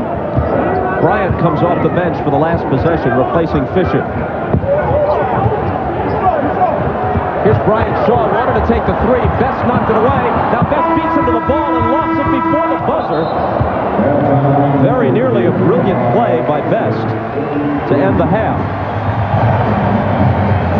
Reggie Miller said the Laker fans soon enough would hate him. After he shoots 0 for 7 in the first half, they're loving him to this point. Shaq, meanwhile, hate to use the word, but sometimes cliches are true. Dominant, completely dominant. Kobe Bryant is with Ahmad Rashad. All right, thanks, Bob. Kobe, playing every couple of days seems to have really done wonders for you guys because of the rhythms of your offense. Yeah, well, we're playing with a nice rhythm right now. We have our beat down pat. Guys are a little tired, though. It's tough to kind of get our legs up after that 7th game we had. Was one of the things you planned on doing is really getting into that early offense, pushing the ball and getting into it right away? Yeah, well, they're a good team once they pack their defense in. So we feel like we can keep them moving and give Shaq some easy touches in the early offense, then we should be fine. All right, good luck to you in the second half. Thanks. All right, back to you, Bob. Ahmad, thanks very much. Coming up, Hannah Storm, Isaiah Thomas, Bill Walton, and Peter Bessie with net 0 at the half. With the Lakers in front 55-43 in Game 1, you're watching the NBA Finals on NBC.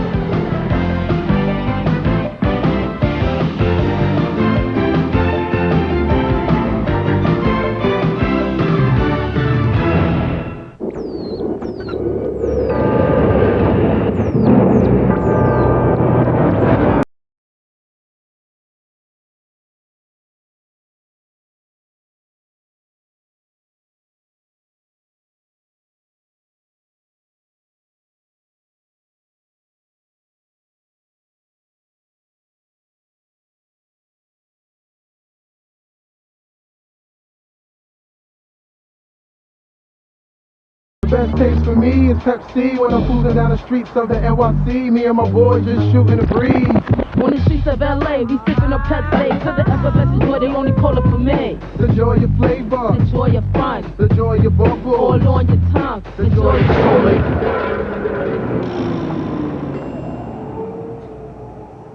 Y'all need a lift? Joy Cola, Pepsi Cola. But what about a ride, yo?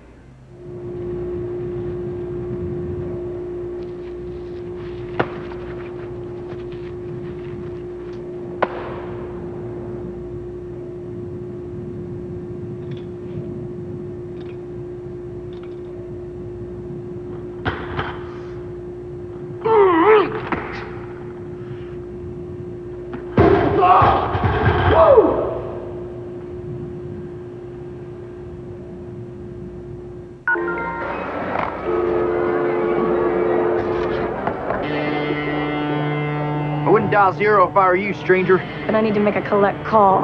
But 1-800-CALL-ATT can save you a fistful of bucks.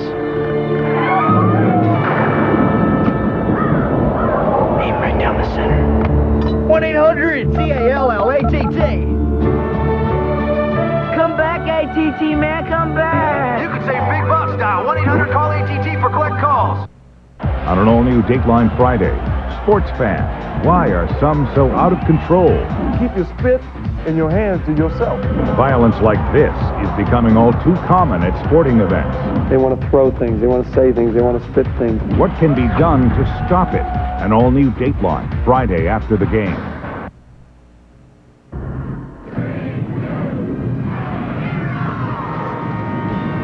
Welcome to Net Zero.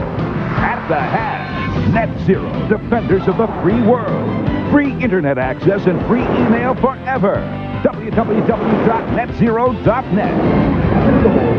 Halftime in Los Angeles, the Lakers lead the Pacers 55-43. The Lakers star, Shaquille O'Neal, has 21 points, but the Pacers star, Reggie Miller, 0 for 7 and has not scored in the first half of his first NBA Finals game. Hi, everybody. Hannah Storm, along with Isaiah Thomas and Bill Walton. Well, Bill, you talked to Larry Bird before the game about his strategy with Shaquille O'Neal, and I'm thinking maybe he's making a few adjustments right now. We can only hope so, but when you're playing against a great player like Shaquille O'Neal, you have to make him work to find his game. In Indiana, they're just letting Shaq roll into his game. Early on, Shaq, the game's greatest defensive player, he just denied Reggie Miller. That got fast break transition offense, and then Shaq got into his offensive rhythm by rolling into the hoop. The jumpers were falling. Then he starts picking the Pacers apart with pinpoint passing. Now, there's one theory that the Pacers may be using, and that's to let the big man roll, which he certainly is, and then everyone else just gets started around. But if you're going to play horrible defense out there, which the Pacers are doing, you've got to bring it to the offensive end. They're not doing it. Maybe the only explanation is that the Pacers are trying to get the Lakers overconfident. Well, Isaiah picked the Pacers before the start of the game, and Isaiah, first of all, did they do anything positive in the first half? Well, they did some positive things. The bench came through.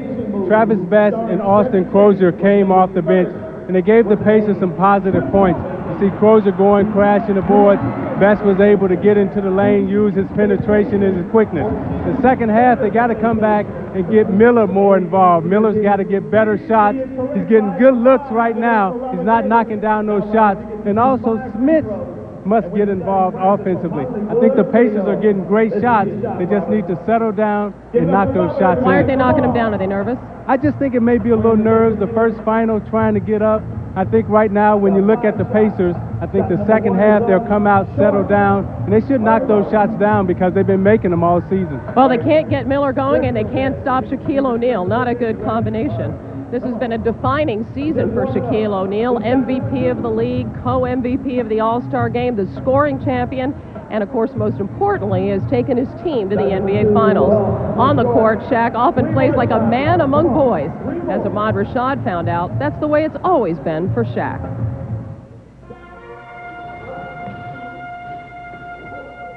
I was always bigger than the average kid. Ever since elementary school, when I was about this high, and I used to, dominate the other kids. The parents used to go, "He's not 7. I want to see his birth certificate right now. He's not 7 years old."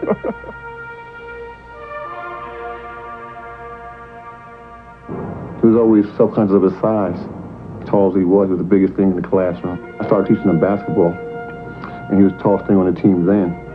And that helped a little bit because he would see how his height was to his advantage of everybody else. Now, your father, biggest influence in your basketball? Yes, he is. He told me how to play. He taught me most of my moves. He taught me the beginner's moves. When he was teaching me how to block shots, he would say, do like Bill. Don't lean on him. Give yourself a little space. I want you to be dominant like Wilt. I want you to get there, get mean. You're 7 foot, be mean. Don't be nice. Don't shoot jumpers, be mean. Go strong. Secret is me blocking shots and getting rebounds and making my shots well. Here's Shaquille, but he'll take it on the I first started hitting my dominant stage probably my senior year in high school. I used to come home from lunch, I used to go to the nearest park and just play. Something that I call dreamful attraction. It was just me putting myself against my favorite player. I was just out there every day in the hot Texas sun, playing against Akeem, playing against Pat, David, Dr. J, Magic, Bird. And I just used to dribble everywhere I go. I used to take the ball to school, and I used to sleep with the ball, and I used to dream with the ball. The Los Angeles Lakers have acquired a 24-year-old superstar who we feel is going to bring us to that incredible level that this franchise has enjoyed in Los Angeles. When did basketball become an obsession for you? There was one single play that made me want to play basketball. When Dr. J was coming down, I think on the right side, and he looked like he was going to finger roll it, but he kind of cuffed it, and Michael Cooper jumped up, and at the last second he ducked, and he dunked it. Here he comes. Way rock the baby to sleep and slam dunk. That play right there made me want to go outside and just be like Dr. J, be like Dr. J. And then as I kept playing and talked to my father, be like Dr. J, be like Dr. J. He sat me down and said, you know what? You don't want to be like Dr. J. You want to be better than Dr. J. It's a pleasure to watch you grow. Congratulations, 1999-2000 NBA MVP, Shaquille O'Neal. You understand some of the great players that have come before you. Does it make you uncomfortable, at least a little bit, when people say you could be the greatest big man of all time? Of course, when your name is compared to greatness, that's an honor. Not every center can have, certain guys say he's like Wilt, he's like Kareem, he's dominant, he's like Bill Russell. And for me, that's just an honor to have my name mentioned in the same breath with great players like those guys.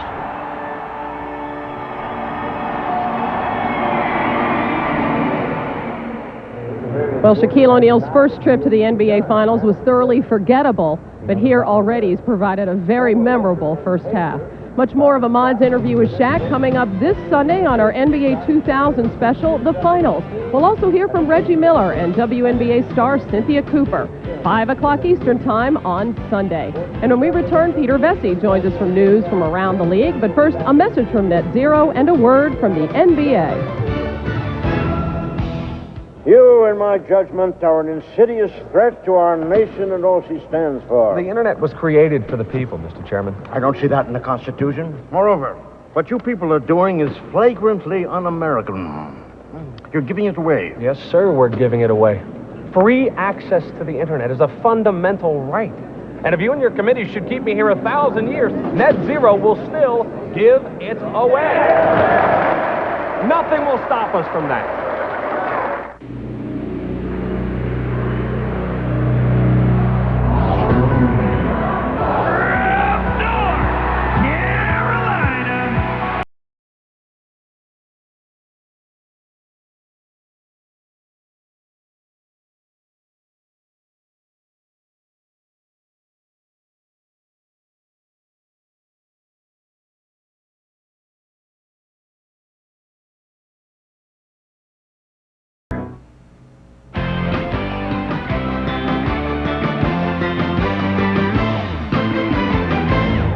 In past years, at this time, Michael Jordan has been searching for an NBA title. Well, now he's searching for a new head coach for the Washington Wizards.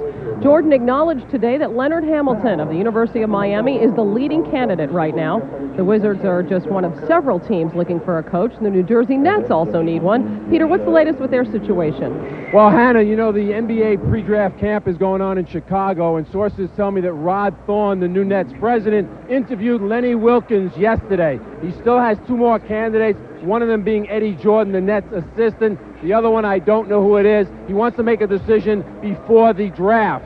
And then we go over to the trading stuff. We got Kembe Mutombo is being pursued by the Raptors. Butch Carter is trying to unload three of the guys that he's having problems with: Antonio Davis, Charles Oakley, and Doug Christie. Now, I called a Hawks source. He would not confirm that the offer was made, but he said if anybody wants the Kembe Mutombo, they've got to give up an all-star. Back to you. Certainly makes sense. Thanks a lot, Peter. Meanwhile, quickly at the French Open today, very light day of action. Martina Navratilova and Marianne Dufour lost a 3-set match in women's doubles. And on the men's side, Magnus Norman won his quarterfinal in 4 sets over Murat Safin, while Herbert Costa lost a 4-setter. Our coverage from Paris continues on Friday with the men's semifinals, 3 hours, beginning at 10 a.m. Eastern Time. The Lakers lead the Pacers by 12. We'll be back with the second half after these messages from your local station. This has been Net Zero at the half.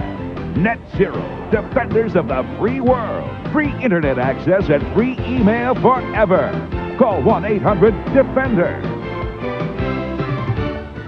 Coming this fall, the producer of Law & Order invites you to meet Wallace Benton, journalist, teacher, and mystery-solving genius. Aha! Today's lesson, seeing is believing, or is it? Okay, Cub reporters, show me what you got. Here they come. And?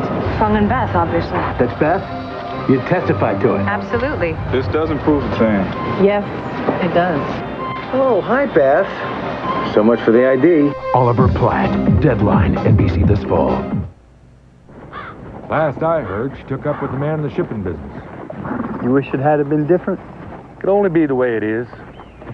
You see, life is about choices. Yeah, but how do you know when your choice is right? Instinct. Mighty good choice. Yep.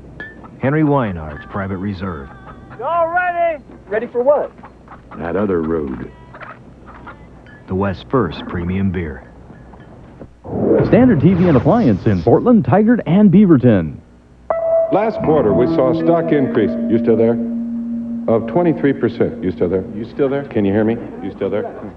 Mr. Johnson, while you're traveling, do you use a cellular phone? Constantly. You still there? It's all that static. It'll get to you. Can you hear me? Here, try Sprint PCS. They built the only all-digital, all-PCS nationwide network. It's so clear, you'll know you're being heard. Is this for me? It's for all of us. Sprint PCS, the clear alternative to cellular. And you can use the cash back for your down payment. I don't know. A pickup? Julie, they're giving us the down payment. How about a test drive? I'm driving. The 2000 Ford Ranger, complete with the off-road package and a 3-liter V6, all with $1,000 cash back. We'll take that one. Test drive a Ranger at your Northwest Ford store. Hey, are you into high-tech? Yes. I got a lot of dreams, yeah. What kind of high-tech stuff would you like to have? High-definition TV. Probably get a laptop. A Dreamcast for Dad. What about for you? Web TV. I want a digital camera. Palm Pilots, you bet. I'm pretty excited about a DVD player. A cell phone that I can also do email with. I'd love to have an MP3 player. You can download your favorite music and songs right off the internet. So what do you think of a store with all that high-tech stuff at low prices? Sounds like a fun store. We might just go there to hang out. The latest in high-tech. It's all part of the fun at Best Buy. Through his 13-year career, Reggie Miller has averaged 23 points a game in the postseason. He's been blanked in the first half of his first finals game. Meanwhile, Shaquille O'Neal off to a monster game, 21 points and 7 rebounds. Back with Doug Collins, Bob Costas at the Staples Center, where the Lakers lead by 12 at halftime. Well, Bob, we talked in the open about as Shaquille goes, so goes the Lakers. He's off to a great start. He has 21 points at half. They have 55. They feed off to him. But look how deep he's catching the basketball. When he gets it there, it's too late. Now, the double teams, but the slow reaction by Crozier to be able to get out and cover the shooter. So Harper knocks in the 3. And watch this. 1 bounce, 2 bounce, spins, still no help, and he lays the ball in the basket. You've got to go back and help on Shaq when that ball is in the air. Otherwise, you're going to get this kind of shot chart. Look at all those shots in the lane, 10 of 14. And then a tale of 2 shot charts. Reggie Miller, the wonderful job they've done on him. They've crowded him. They forced him to put it on the floor. They've chased him into a shot blocker. He's 0 for 7. He has got to come out with a huge third quarter to try to shoot his team back in this game. Of Indiana's 2 concerns, Miller is the least. Eventually he'll hit, but how can they cope with Shaq?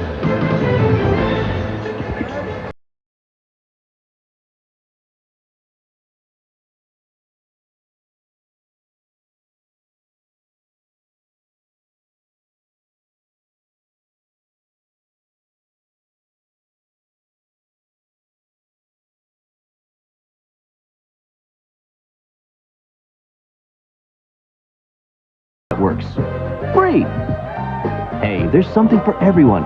So what's not to like? DirecTV. now with local channels. Tickets, $28. Autographed baseball, $45. Real conversation with 11-year-old son, priceless. There are some things money can't buy. For everything else, there's MasterCard. All right, suckers, ears up, minds open. Mrs. Jones on the microphone. It's KG's 5th anniversary of going from high school to the league, which got me wondering, why are people so concerned about b-ballers going pro after high school, yet so unconcerned about baseball, hockey, and tennis players turning pro early? Shouldn't everyone go to college? The kid thinks so. That's why he takes classes. The more education, the better. Can you dig it? Let's have lunch where fresh tastes better. Hot and juicy, let's go together. When people want delicious variety made fresh, they turn to Wendy's 99-cent super value menus. It's there for you. Let's have lunch at Wendy's.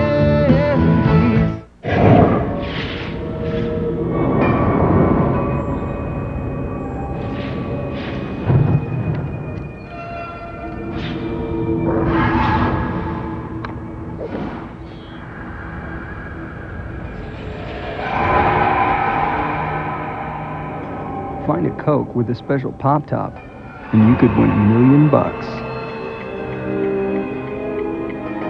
Hey, it could be your next Coke. He's been called one of the fastest men in the world. Michael Johnson has incredible speed, and I don't think any record is truly safe when this man is in a race. All eyes are on Michael Johnson. He's off to a tremendous start. Look at the stride. Look at the concentration.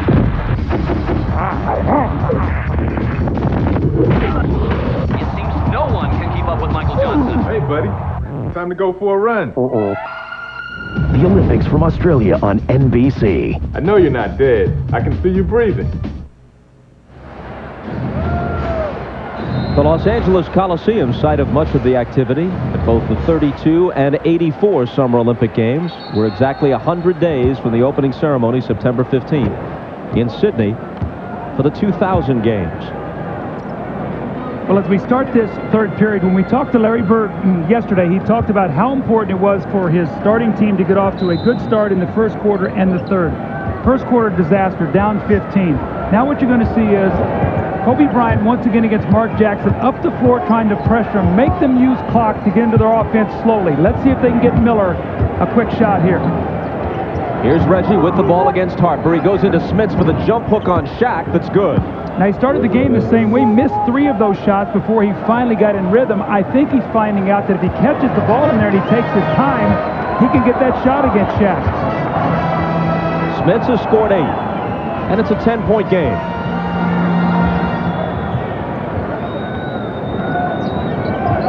Into O'Neal. Only Jackson there to help. He turns on Smits and tips in his own miss. The double team is coming from the top, so Shaq should not be allowed to spin baseline. Smits has got to get over on that shoulder and not let him turn that way. 23 for O'Neal. Can Smits answer? He can. But it's down here on this defensive end. He has got to get his body up on Shaq, and although Shaq has the strength, he's got to know where his help is coming and send Shaq back to that person.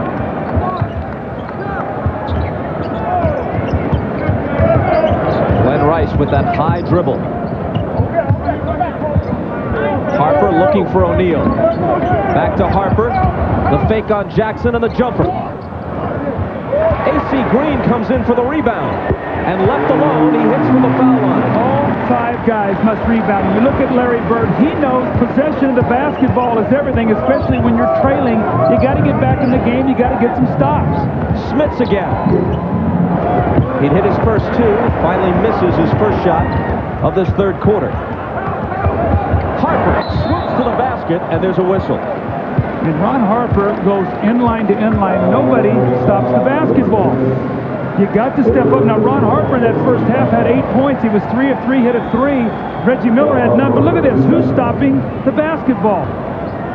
You take the ball right to the front of the rim, and you finally get to the foul. But Indiana right now, their defense in this open court situation is really getting themselves in trouble, Bob.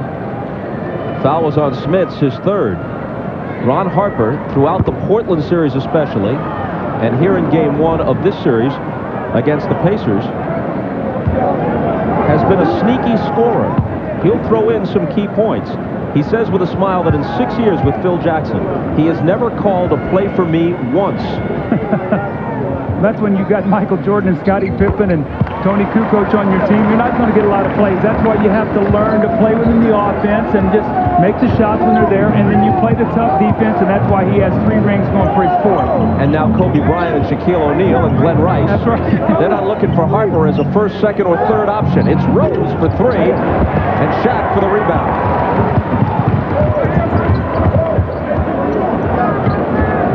Lakers by 13. Kobe Bryant to the baseline. He finds Green open. The rebound taken by Reggie Miller. Smits from Jackson. Only 4 players in the history of the NBA have more career assists than Mark Jackson. And they're all Hall of Famers or future Hall of Famers. That was great vision. Looked right over his shoulder and saw Smits coming, dropped the pass off nicely. And as Shaq makes his move in between Jackson and Smits, there's an Indiana foul. A fast break doesn't always have to be fast. It can be controlled, and you see Mark Jackson waiting for the guy to cut through, and then he drops the ball off to Rick Smits, who finishes it up. So that's the ability to know when to turn and use speed, when to slow it up, let the floor clear, and drop it off to your big man. Luckily for the Pacers, that foul was on Jackson and not Smits.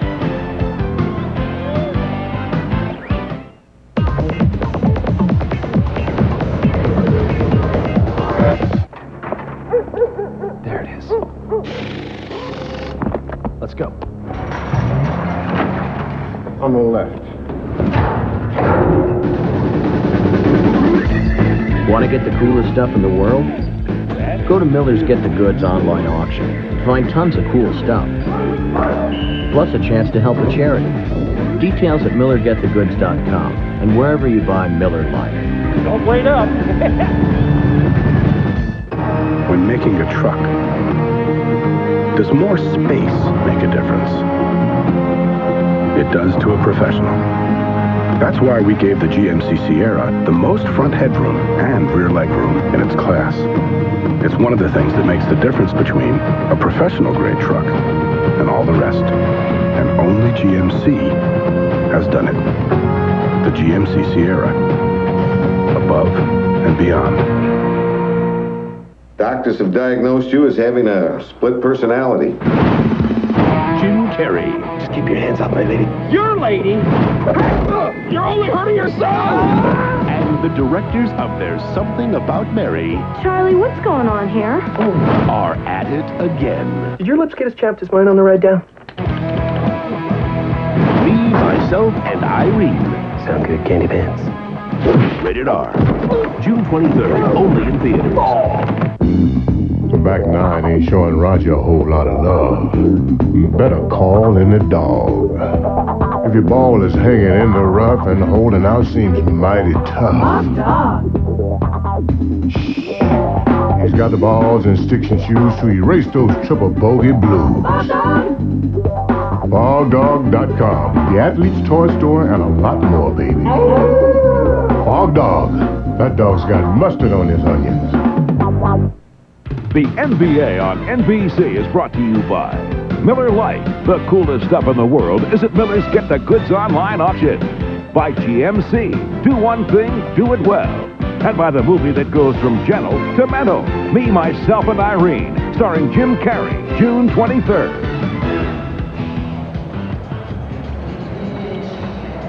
Here's Mark Jackson assisting a moment ago on a basket by Rick Smits. Mark Jackson may not make the Hall of Fame, but the 4 players who have more assists in the history of the NBA than Mark Jackson all are Hall of Famers or future Hall of Famers. Stockton, Johnson, Robertson, and the newest Hall of Famer, Isaiah Thomas. Hanging out with some of the best in NBA history on that list. Let's go to Ahmad. All right, thanks, Bob. Phil Jackson, with such a subtle way of getting his team's attention, told them after that last time out, he says, Rick Smits has 6 points, we have 5. We're starting out the wrong way. Bob? Thanks, Ahmad. Trying to rectify that situation, they go to O'Neal. His hook is no good, but there's Rice with the follow, and now it's all over when it winds up in Shaq's hands. Again, rebounding, one of the strengths of the Lakers, one of the best rebounding teams in the league, one of the best offensive rebounding teams in the league. Talked about in the earlier 2 rounds what they did, and tonight they're starting to wear down and get on that offensive board. Pacers got to rebound. That was the Lakers' 10th offensive rebound. Smits again. Dale Davis trying to keep it alive. And it's out of bounds to the Lakers.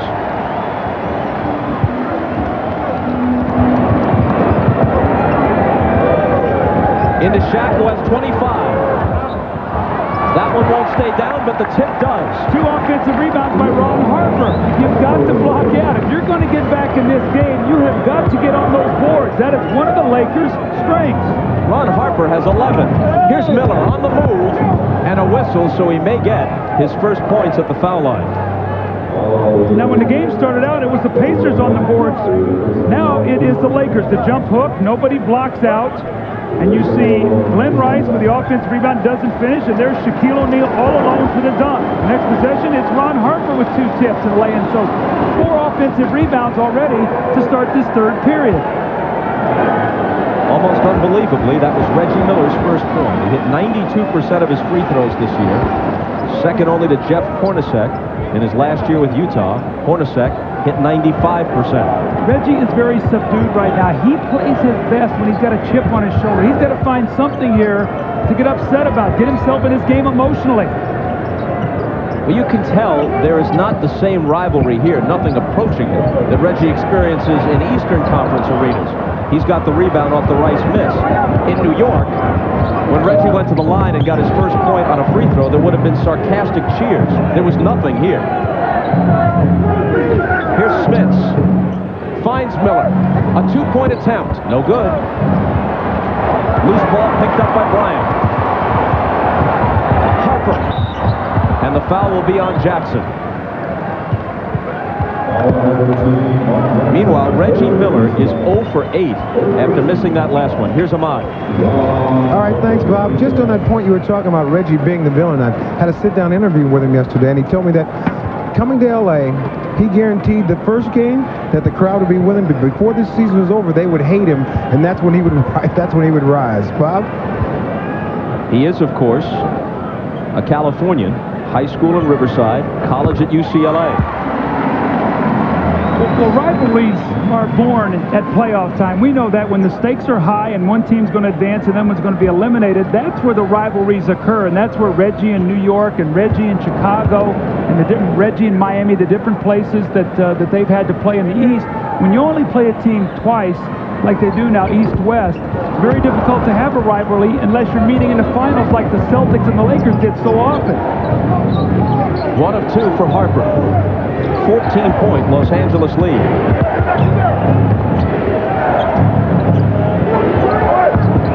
Miller returns it to Smits. In the lane, Davis fakes Shaq off his feet, and there's a whistle on the drive.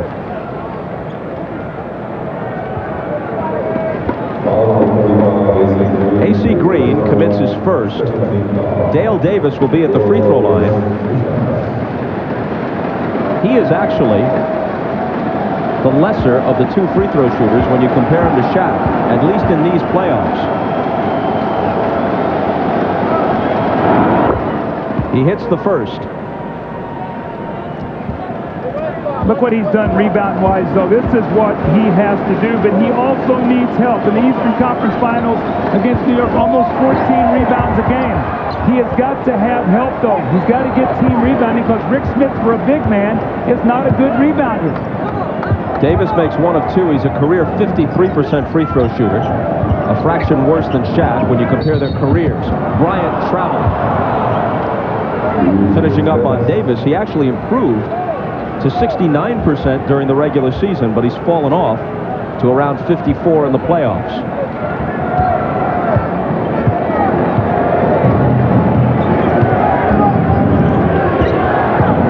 Mark Jackson, blocked away by Bryant and taken by Rice.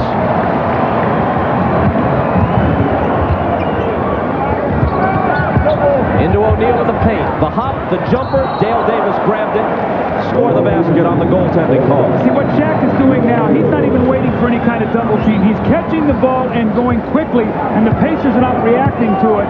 He's shooting the ball from about 7 or 8 feet. Lakers by 15 again.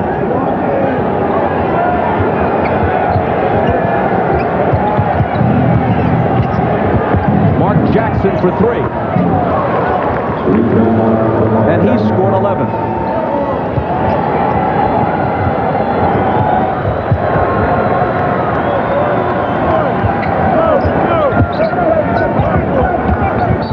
Rice was bumped by Smits, and what a terrible foul from Indiana's perspective. A touch foul way out on the perimeter as he picks up his 4th. Well, he has a very difficult time moving his feet.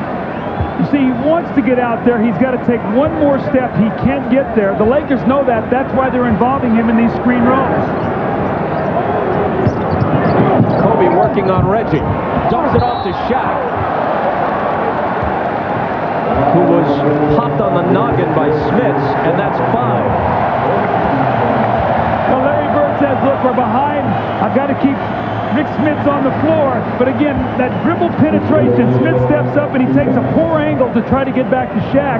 That's the kind of shot that he's got to leave him alone. You can't foul him on one of those shots where he's trying to jackknife it and go to the other side of the basket. Sam Perkins now replaces Smits.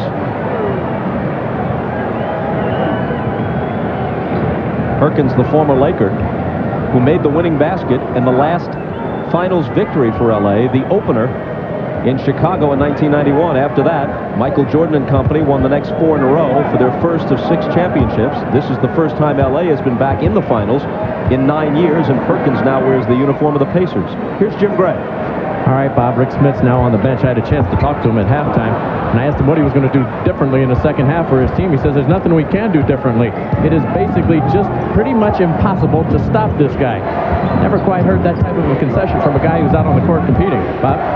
What we've seen more or less backs up his point of view, and Miller has his first field goal on his 9th attempt. Well, see, he got to the free throw line, got a couple free throws, and that's what you do. You get yourself to the line, now start being more aggressive. Maybe he can get some rhythm. Pacers to within 10 now.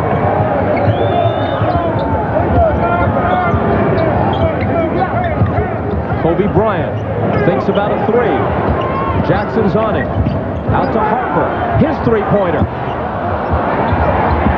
Shaq's got the rebound, and the follow is good off the glass. He was just made a spectacular play. Perkins was in front of him.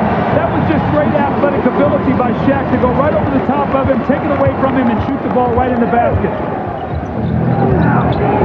Dale Davis out to Miller. Long 3. Jumping out at him is Harper to block it, but he fouled him, and Reggie's going to get 3 free throws. And what Harper was going to say is, you know, Reggie kicked his leg out, but Harper got him up on the wrist before Reggie made contact with his leg. Reggie loves to kick that leg out when he shoots the ball. Again, he got to the free throw line. Watch him now as he sort of kicks that leg out, but Harper gets him 3 free throws here now for Reggie Miller. So once again, as a player, if you're struggling from the field, get to the line and work yourself back into a rhythm.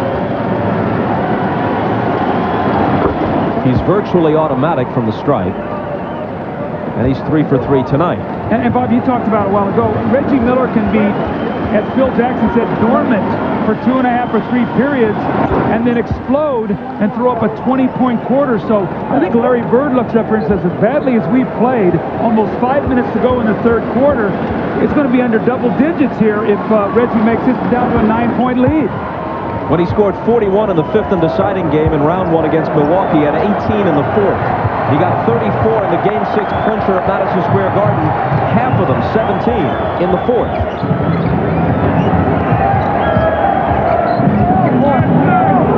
Kobe Bryant changed his shot in midair and missed it.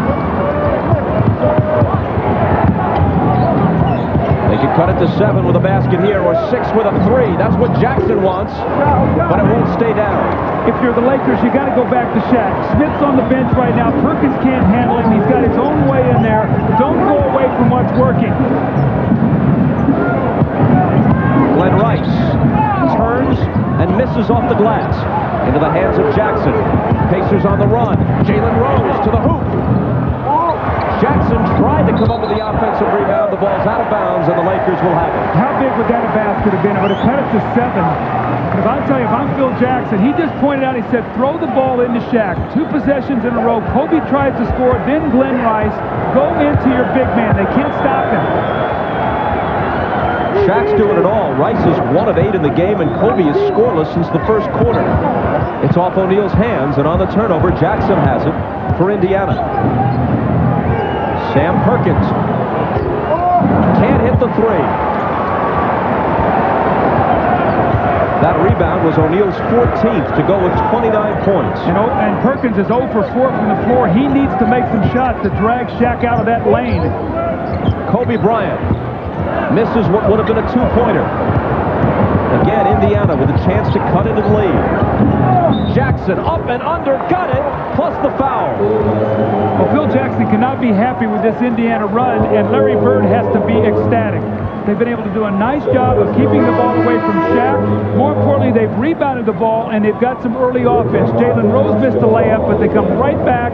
And the nice little up and under by Mark Jackson, who's having a terrific game. He is keeping the Pacers close here to the Lakers, especially as they come back in this third period.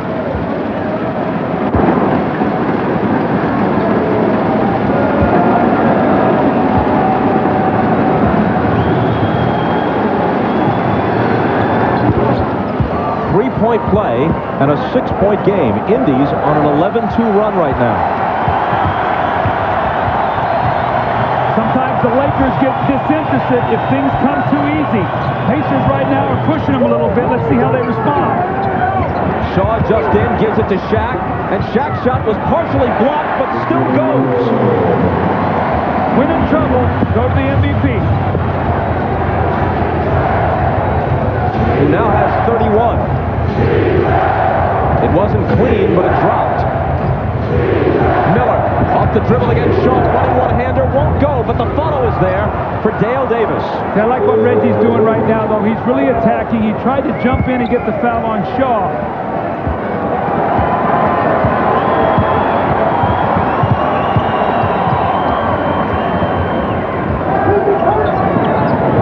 Kobe thought about a 3.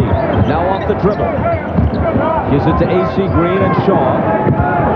Shaq is double-teamed. Shaw into the lane. Blocked out of there by Dale Davis. What a job he's doing in the last several minutes. Here he is again. And Dale Davis, who made the All-Star team this year for the first time in his 9-year career, has made this a 4-point game as the clock ticks down toward 2 minutes to play in the third. Seen a lot of pride in the Pacers come out right now. Shaw for 3. Can't silence the Pacers. And look, they're off and running, trying to push the pace on the Lakers right now, getting him into a transition game. Mark Jackson with the reverse. They're within 2. Well, you know what Larry Bird told Jim Gray at halftime? He said, I like our position. I thought he was trying to pull a little slight job on his team, but he must have done something we did, and they're right back in the game. Kobe Bryant against Jalen Rose. Got it.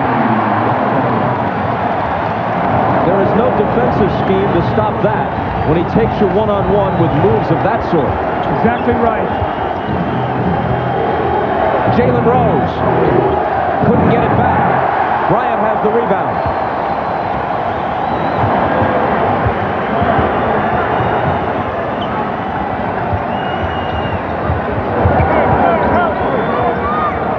Shaw from the head of the key.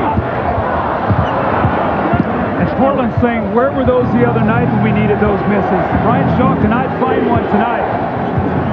Portland's still trying to figure out why this game 1 isn't in Portland. And why the Lakers aren't the ones watching on TV. Here's Miller on the drive. Shaq with the block.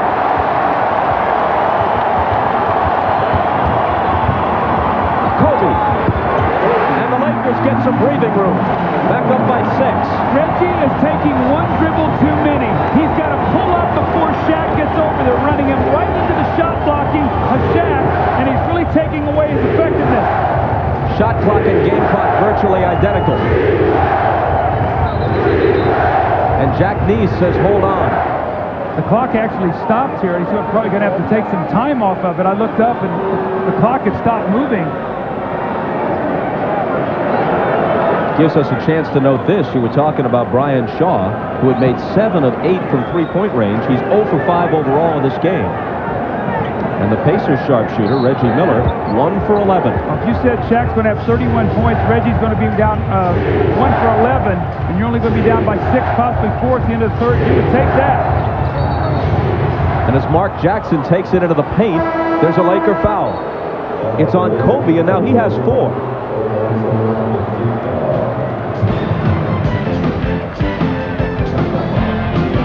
Timeout with just over 6 seconds to play in the third. On June 16th, only one man will stand up for justice. Can you dig it? The waitress. She saw it, huh? So what you do, threaten her? Samuel L. Jackson. I personally guarantee you'll never run from anything else again. Something happens to her, I'm going to come after you myself. Something happens to her, it happens to me. Any questions? Right on. Rated R. Friday, June 16th everywhere.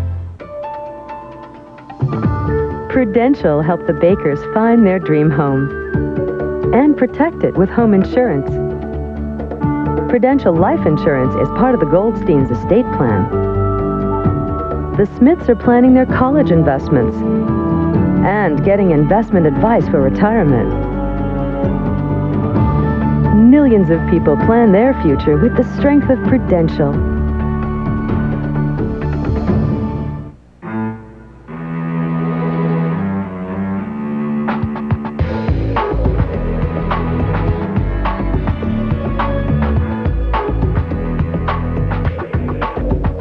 Introducing the remarkably agile, entirely new 2001 Aurora by Oldsmobile. It can't escape praise, but it can outmaneuver it. Aurora by Oldsmobile.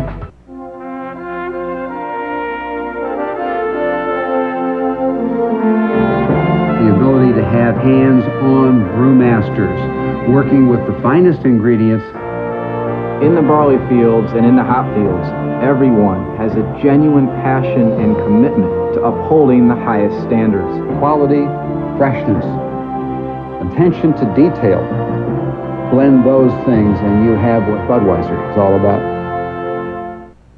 The Pacers, the Lakers, their showdown continues. Game 2 of the NBA Finals, Friday night, 9 Eastern, 6 Pacific, NBC. Hal Sutton. At the Players' Championship, he withstood the challenge of Tiger Woods. Now he sets his sights on golf's greatest championship, the U.S. Open, beginning June 15th on NBC. Even though Kobe is a first-team All-League defender, what Portland did in the Western Conference Finals was attack him. They attacked him with Steve Smith, with Stoudemire, with Bonzi Wells, forced him to play defense because he did not play well with 4 fouls, with 5 fouls. He just picked up his 4th foul. It's going to be very important to see how Kobe now attacks the defensive end in this 4th period.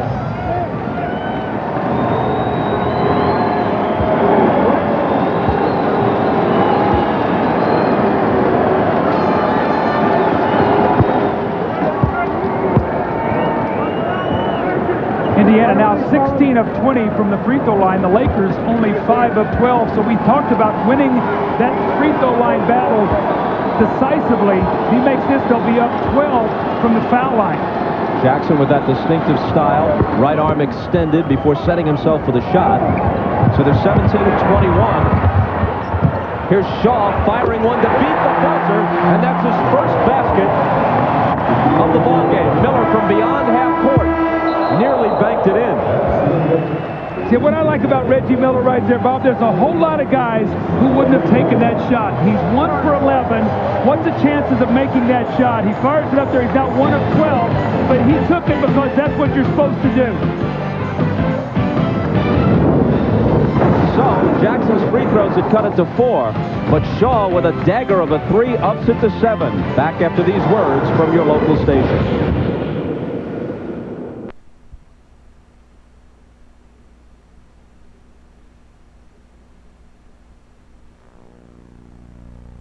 Yakima Valley, Spokane, Bend, Coeur d'Alene. If there's anywhere in the Northwest that a Ford F-150... This copyrighted telecast of the National Basketball Association is intended solely for the entertainment of our audience. And any retransmission, reproduction, rebroadcast, or other dissemination or use of this telecast, or of the fictitious descriptions or accounts of this game without the express written consent of the National Basketball Association is prohibited.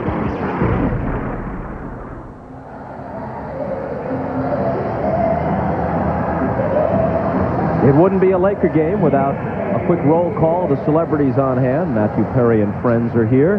Dustin Hoffman in his usual seat. Sean Lithgow looks on. Chris Rock, one of the funniest men alive. Welcome back, Connor. It's been a while since we've seen Gabe Kaplan. Penny Marshall's a regular at these games. Glenn Fry of the Eagles. Michael Clark Duncan of Green Mile fame. Wally is here. Tony Dow. Where's Jerry Mathers as the Beaver? That's not Jerry Mathers. Bob Baffert, the trainer, and Jack Nicholson, as ever. They changed the last basket. They had put it up on the board as a 3 by Brian Shaw. They changed it to a 2, so good news for the Pacers. Their deficit is 6 rather than 7 as we start the fourth quarter. Shaw from Shaq. O'Neal has a nickname for everything. He's taken to calling a play like that the Shaw-Shaq Redemption when he hooks up with his old Orlando teammate. Best. Shaw for the rebound. Rick Fox in the front court. To O'Neal, who now has 33. And it's a 10-point game when less than a minute of playing time ago it was 4. This is where Larry Bird has to be very careful and use his timeouts wisely. We know the Lakers like to surge. It's a big shot here by Reggie. And it's an air ball. Reggie now 1 of 13 from the field. Now, if the Lakers score here, that'll be 6 unanswered points. They'll double their lead. I think Bird's going to need a timeout here. He can't let this lead slip away as they climb back into the game. He's got to keep his team close. Reggie Miller hearing it now from the crowd as O'Neal fires the jumper that's short, and Derek McKee takes the rebound.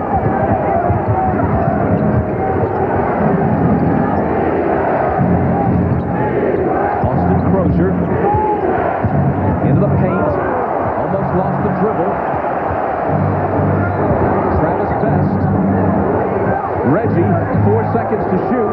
Perkins camped out for a 3 and got it. Well, he needed that. Sam Perkins is such a big part of this team because he's a big man who actually shoots more three-pointers than he does two, and he will stretch the defense. Shot clock winding down. Big possession.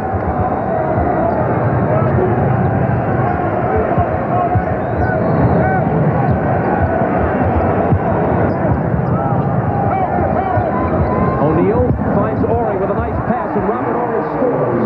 That backside guy on the defense has got to step up. That's twice now Shaq has passed out of the double teams for layups. Once to Shaw, this time to Horry. Plays like that explain why O'Neal led all NBA centers in assists this year. He comes out to meet Perkins to deny him the shot. So it's Crozier sliding in against 2 defenders, and one of them fouled him.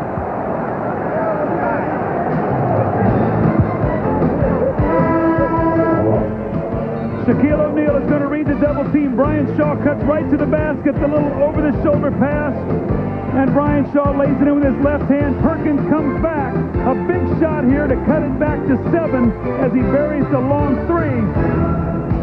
And then Shaq, once again, the double teams are coming, but that backside guy, Reggie, has got to step up. Horry too deep and too big. He finishes it. The Lakers up 9 once again.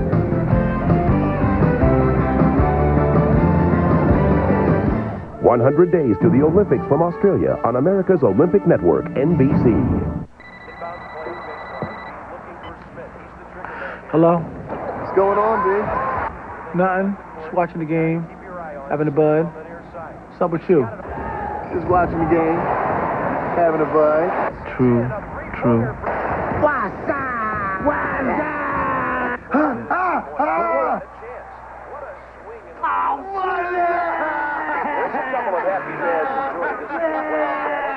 How'd you get courtside seats? Hey, Bingo. You're in the way. When you offer the most powerful four-cylinder engine in a compact truck, you too, little bingo. You don't need gimmicks to get people's attention. Back in 1988, this truck offered first-class dependability at a great price. That's about all that hasn't changed.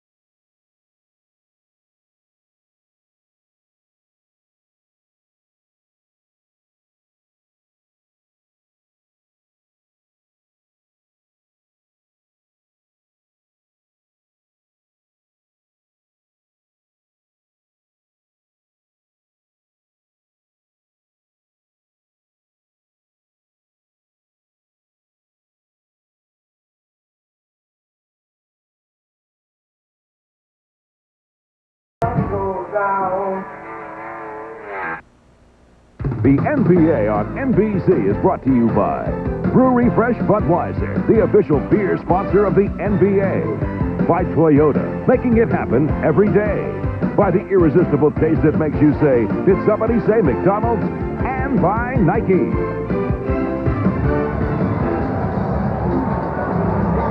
Staples Center, home of the Lakers. These are the two best home teams in the NBA. They were each 36-5 on their home floors during the regular season, each 8-2 at home in the playoffs, although the Lakers at times had trouble here, especially against Portland. And Indiana won some big road games in this postseason, closing out both Philadelphia and the Knicks on the road in Game 6 affairs.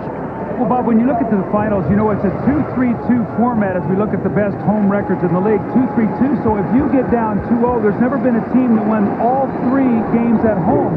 So in order to win the finals as a team that doesn't have the home court, you're almost going to have to win here twice. That's why it's so important to try to get a split in those first two games. Crozier splits two free throws. Laker lead is 8. O'Neal can't make it 10. And here come the Pacers just hanging around, not out of it yet. Travis Best with the ball. He usually plays the fourth quarter. But Larry Bird says he's been known to go with a hot hand, play the guy who's playing better. Well, Jackson is playing better tonight. Here's Crozier. This guy's playing great. And he brings them to within 6. Mark Jackson, who's sitting, has 18 points on 6 of 8 field goals and 5 assists.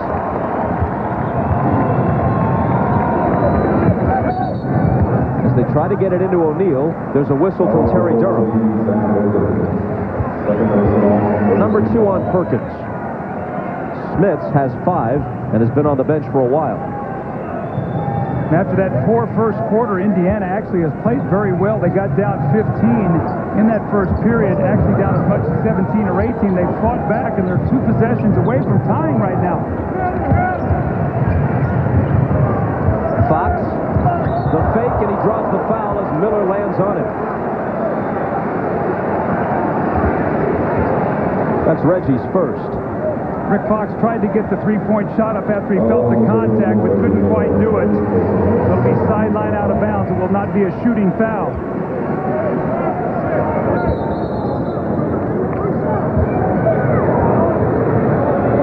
Lakers have led by as many as 17 on 2 different occasions.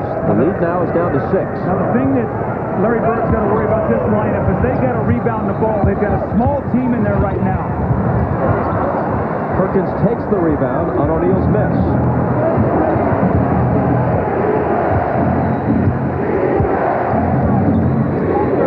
Reggie Miller, he's 1 for 13 in this game. Here's Crozier. Perkins thought about a 3, gives it to McKee. He fires. That could have cut the lead in half, but Shaw takes the rebound. They go deep to O'Neal, back to Shaw, around the perimeter to Fisher. O'Neal over Crozier for the rebound. He powers back up and scores. That's what I was talking about, the rebound. You see Shaquille O'Neal now with 35, but they've got a small team out there. Sam Perkins has got to try to get his body on Shaq, but he just overpowered him. McKee, Crozier, Miller, Best, they've got to rebound the ball. Best behind Perkins' screen. The rebound to O'Neal, his 15th. Shaq is having a tremendous game, dominating both ends of the floor. Let's see if they go back inside him one more time here. 35 and 15 for Shaq, with 3 blocks thrown in.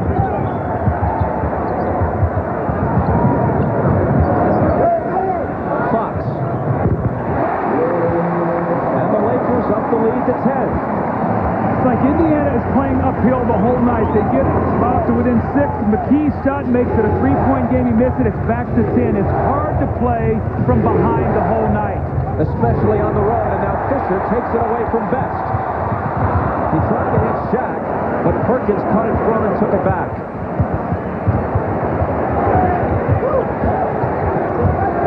Sam Perkins drives around O'Neal. Offensive foul. What great recognition by Brian Shaw. He was locked in defensively to Reggie Miller. Reggie Miller cleared out of there. He looked over his shoulder and stepped up and took the charge. Now watch Brian Shaw. He peels back and steps over and takes the contact against Sam Perkins.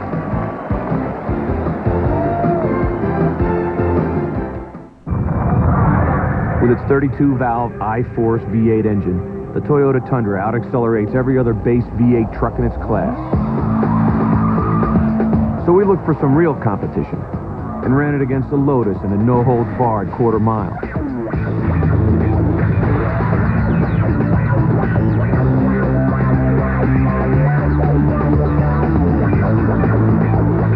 Toyota Tundra, Motor Trend Truck of the Year. Bigger than Mrs. Doubtfire. Badder than Tootsie. Let me go get my 9. It's the #1 comedy in America. Nothing to it. Big Mama's House. Big Mama getting a little lightheaded. Rated PG-13. Now playing. In the new internet economy, 96% of the Fortune E50 run Oracle. Oracle. Software powers the internet. Hey, I'm Robert. Hi. I noticed you from across the room. Oh, yeah? Yeah. You look good. I like women who don't feel like they have to work out all the time. Listen, Robert, I would rather spend the evening playing tonsil hockey with an out-of-work clown. The cold-filtered cool of Miller Genuine Draft. Ladies love clowns. Wear what the players wear. Anywhere you want. And if you want it authentic, log on to the NBA store on NBA.com. There's the widest assortment of NBA products, and we're open all day and all night. This is impossible. Look at this. Like that? So if you want to keep it real, keep it authentic. The NBA store on NBA.com. Later on an all-new Tonight Show from chefs Vanessa Williams and Terry Bradshaw speaks. No, I know. I'm trying to, I don't think. What's that? Plus, Iron J. What do you usually say to women with a weight problem? Hey, get the hell off me. You question me. And tomorrow, Jay's got friends Matthew Perry. Then on Conan, Penn and Teller tonight. Reggie Miller's worst shooting game this season came in late November at Seattle when he was 1 for 9. Unless he heats up here in a hurry, this will be worse than that. His lowest scoring playoff games ever, 8 points. That's happened twice. Most recently, the Game 6 disaster against the Knicks last year when he shot 3 for 18 at Madison Square Garden. He scored 7 points tonight, 2 of them on his lone field goal, and he has 5 free throws. Well, you can see what the Lakers have done tonight. They've crowded him on the perimeter. They've sent him baseline, and they've run Shaq over at him to take away the layup. So everything he's done is going to the basket. You've seen very little where he's been able to get those feet set and shoot an outside jump shot. Chris Mullin, who didn't play at all in the 6 games against New York, is in for the first time in the finals, wearing number 17 for the Pacers. Deep to O'Neal. He has 37 points. Now, Dale Davis is strong, but Shaq just sort of just walked him across the lane, caught it about 4 feet, and jump hooked it in the basket. Coming up on 6 minutes to play in the game. Los Angeles by a dozen. Jalen Rose on the drive. Can't cut it to 10. O'Neal with another rebound. How about Shaq? He went up that time and just pushed Rose out of the way to get that rebound.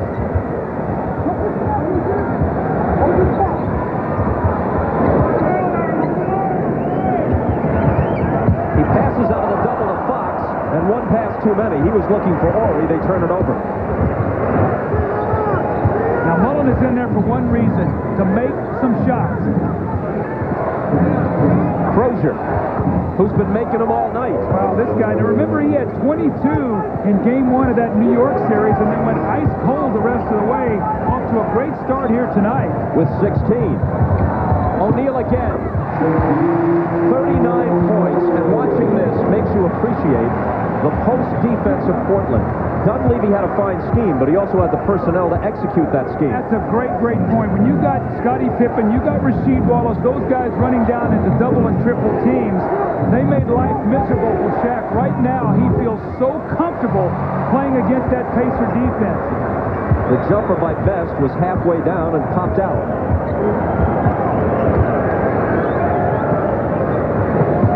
Lakers looking to put the Pacers away with a run here. It's Fox.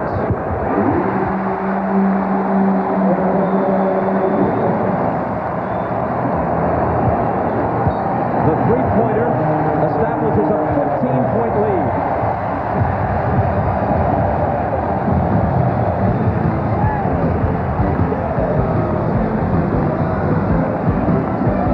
Now, Dale Davis is a big man. Now, take a look at this. When he turns to shoot, you can't even see him. It's like he disappears around the big body of Shaquille O'Neal.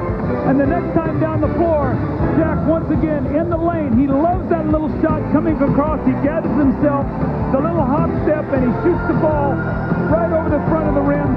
And then when you get the ball inside, you've got to collapse. And what this does, it opens up the outside shot of Fox. Right now, the Lakers playing great basketball. You want to go for a ride? Oh, yes. Warning, this ride may be too intense. For anyone with a weak heart. Don't look at me! Think Pope. Here's where it gets tricky. Or a low tolerance for speed. Suspect southbound, 140 miles an hour. Nicholas Cage. Gone in 60 seconds. Are you alright? Because you just drove through a wall. Rated PG-13. Starts June 9th. All right, suckers, ears up, minds open. Mrs. Jones on the microphone. It's KG's 5th anniversary of going from high school to the league, which got me wondering, why are people so concerned about b-ballers going pro after high school, yet so unconcerned about baseball, hockey, and tennis players turning pro early? Shouldn't everyone go to college? The kid thinks so. That's why he takes classes. The more education, the better. Can you dig it?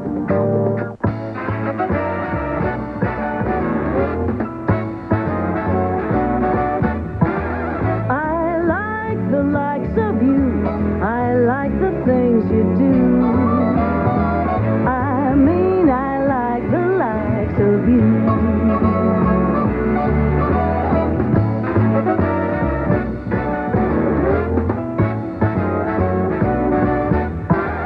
I like the likes of you.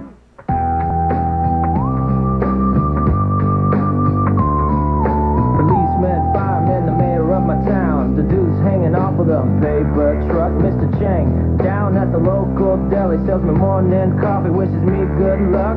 This is for the people in my neighborhood. They help me through the day and make me feel good. This spot's for you. And you and you and you. This spot's for you. On an all-new Dateline Friday, sports fans, why are some so out of control? Keep your spit in your hands to yourself. Violence like this is becoming all too common at sporting events. They want to throw things, they want to say things, they want to spit things. What can be done to stop it? An all-new Dateline Friday after the game.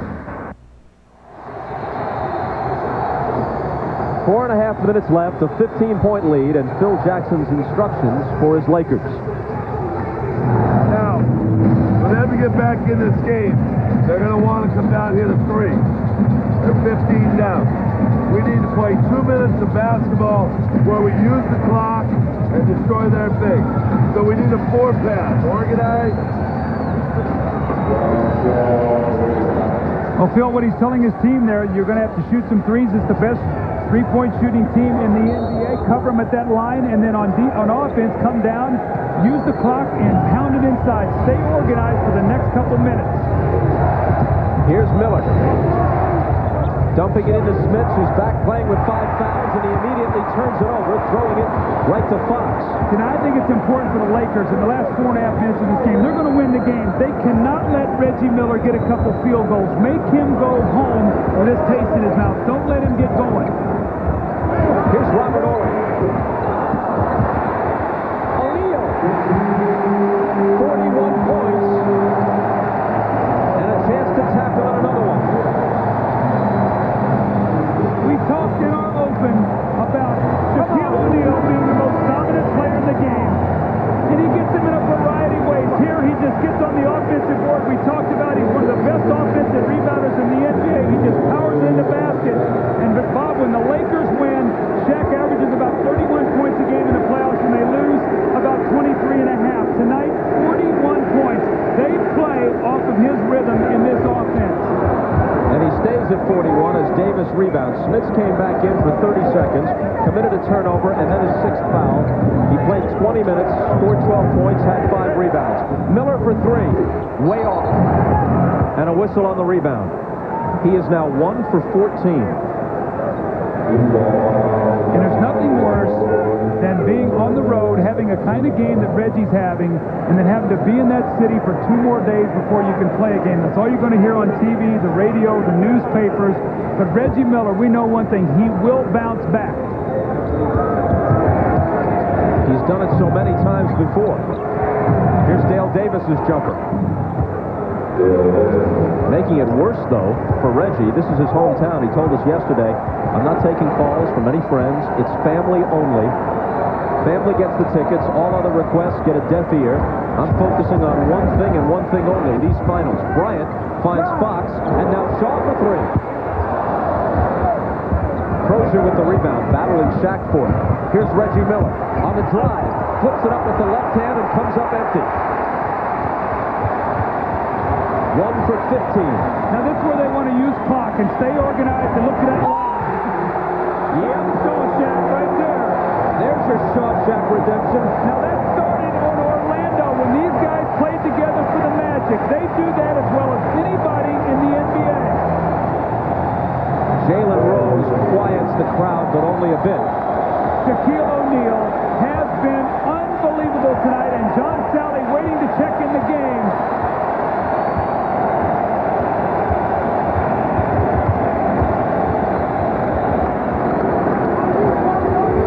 O'Neal got it deep, and they fouled him.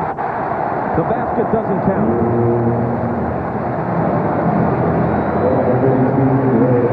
Shaquille O'Neal just feels the rhythm and rolls right to the basket. How about that finish? One hand going away from the basket, 7 feet 1, 330 pounds. The MVP, the look in his face, the man wants a championship to finish this season. How about that line? 43 points, 19 rebounds, toss in 4 assists and 3 blocks. Now again, in Game 7 of the Western Conference Finals, Shaq got 9 shots. Bob, tonight, 31 shot attempts. And they're serenading him with MVP, shot clock violation. In case you were wondering, Shaq was fouled by Dale Davis on his last touch of the game, but it was not an active shooting foul, and Indiana is not yet over the limit. So he goes to the sideline, replaced by John Sally. Here's Miller once again. He's 1 for 16. All things considered, one of the 2 worst shooting nights he's ever had, considering the import of the game. The 3 for 18 in Game 6 last year at Madison Square Garden when they were bounced from the playoffs, and the Eastern Conference Finals by the Knicks would have to be the worst because that ended the season. Well, Reggie is such a competitor. I can only imagine what he's feeling right now. We see 7 points, and you're hearing the Reggie chant. which is exactly what he wants. If I'm LA, I stay real quiet. He wants this kind of taunting. That's what he feeds off of. Let him stay quiet. Don't get him excited. The 1 for 16 is actually one of the worst shooting performances in the history of the NBA Finals. Dennis Johnson, then with Seattle, picked a terrible time to go 0 for 14, Game 7 in '78 against Washington, and Seattle lost the last game 105-99 on their home floor. And John Starks in Game 7 for the Knicks, 2 for 18, as they lost by 6 to the Rockets in Houston in Game 7. Both of those were worse because they were Game 7s. Miller has time to come back from this. A 1 for 16 debacle in Game 1. You know, and just speaking with Reggie yesterday, Bob, you and I had a chance to spend some time. He was so excited about being in the playoffs, finally getting to the NBA Finals. We talked on our open. He's at his best when the lights are shining and it's bright and the spotlight is on him. And tonight, he's had one of those nights you just want to forget. Chris Mullin, after 15 years, finally seeing the NBA Finals. And Rick Fox was collared by Jalen Rose, and somehow the shot went in. That might be a flagrant. You know, in all fairness to Jalen Rose, he took the hard foul, but he tried to hold him up. Rick Fox makes a spectacular shot over his shoulder, but here he comes down hard, and then he tries to hold him up at the last moment. You see him slip through as he tried to grab his shirt, so they're not even going to give him the basket. They're going to say it's a two-shot foul, but the foul occurred before the shot was taken, so Rick Fox gets the brunt of that blow and doesn't even get the basket. Fourth foul on Rose, but it's all just bookkeeping now. 100-83 with under 2 minutes left. Here's one more look at this play. Rick Fox sort of peeks over his shoulder. The foul is committed there. A little surprised that that was not a and one where he got a three-point play. Looked like it should have counted. Yeah, I thought so too. Well, he makes them both. Well, where does Indiana go from here, Bob? What do you do? I mean, where do you break that film down? How are they going to slow down Shaquille O'Neal? When you look at their personnel right now, that's got to be a big question because they just don't have a lot of big people to throw at him, and he was in such a great rhythm tonight. So Larry Bird and his staff are going to be up late trying to find a way to limit some of his field goal attempts. That was the 19-year-old rookie, Jonathan Bender, who hasn't played all that much. Coming in now in mop-up time, getting that basket. John Tabak is also in the game, the veteran from Croatia. As Larry Bird finds a chance to give them a few minutes in the NBA Finals. Actually, we're down to mere seconds. Kobe Bryant with the steal, and Crozier grabs him schoolyard style by the shirt. Now remember, you were talking about Jonathan Bender. He was the young high school guy that Indiana made the trade with Toronto. Antonio Davis goes to Toronto, and they draft Jonathan Bender. And right now in the finals, I'm sure they would love to have Antonio Davis. Now, they get into the finals somewhere they've never been, but they could use that big body right now.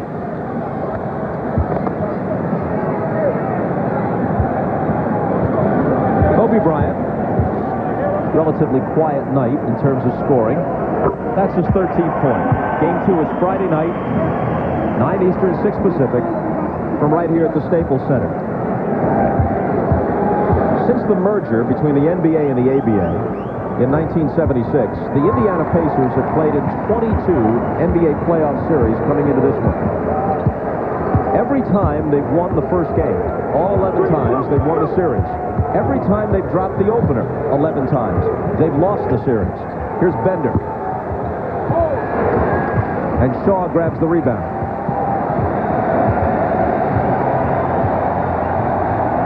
Well, the Lakers showed no after effects of that amazing come-from-behind win against Portland. I think the biggest concern was, were they going to have a hangover? Shaq did not let that happen tonight. He dominated from start to finish. Big Game 1 victory here for them, Bob. Bryant misses a three. Ball up over the backboard. 26 seconds left. Well, the Pacers battled back.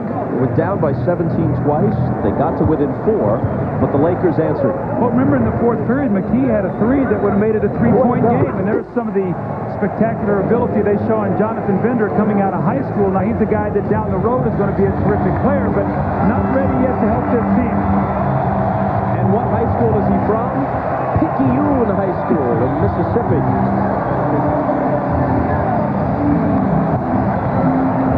Bryant dribbles and waits for the buzzer. There it is. The Lakers take game one. 104-87. And when we come back to the Staples Center, Ahmad Rashad will speak with Shaquille O'Neal. You're watching the NBA playoffs on NBC.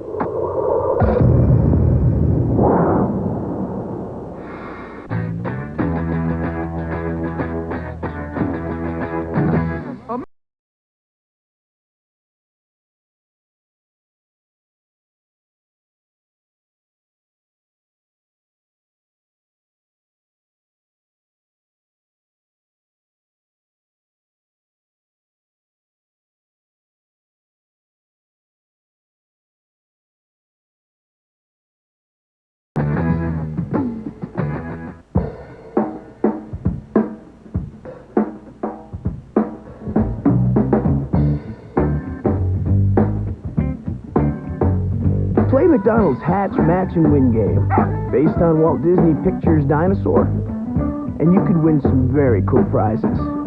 Maybe even $1 million. Just match up the parts. Dinosaur parts. Ladies and gentlemen, we'll be boarding first-class passengers first. Following that, we'll be boarding by rows, starting with rows 30 and higher, then moving toward the front of the plane. Boarding absolutely last will be those passengers whose companies still haven't figured out how to use e-commerce to be more responsive to their customers. Once again, Flight 132... Using the web for business shouldn't be so hard. Get the software, services, and partners that make it easier. The business internet starts with Microsoft. This fall, after the Olympics, the USA Detective School will unleash its newest hero. The adventure begins.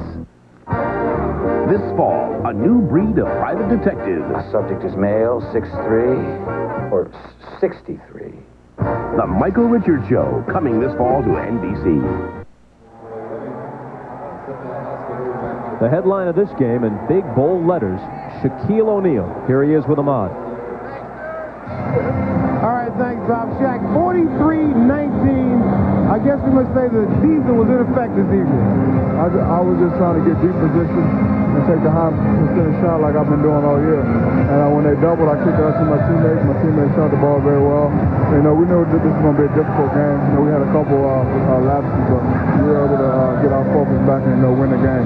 Now we realized game 2 is going to be a difficult game, and we have to be extra ready.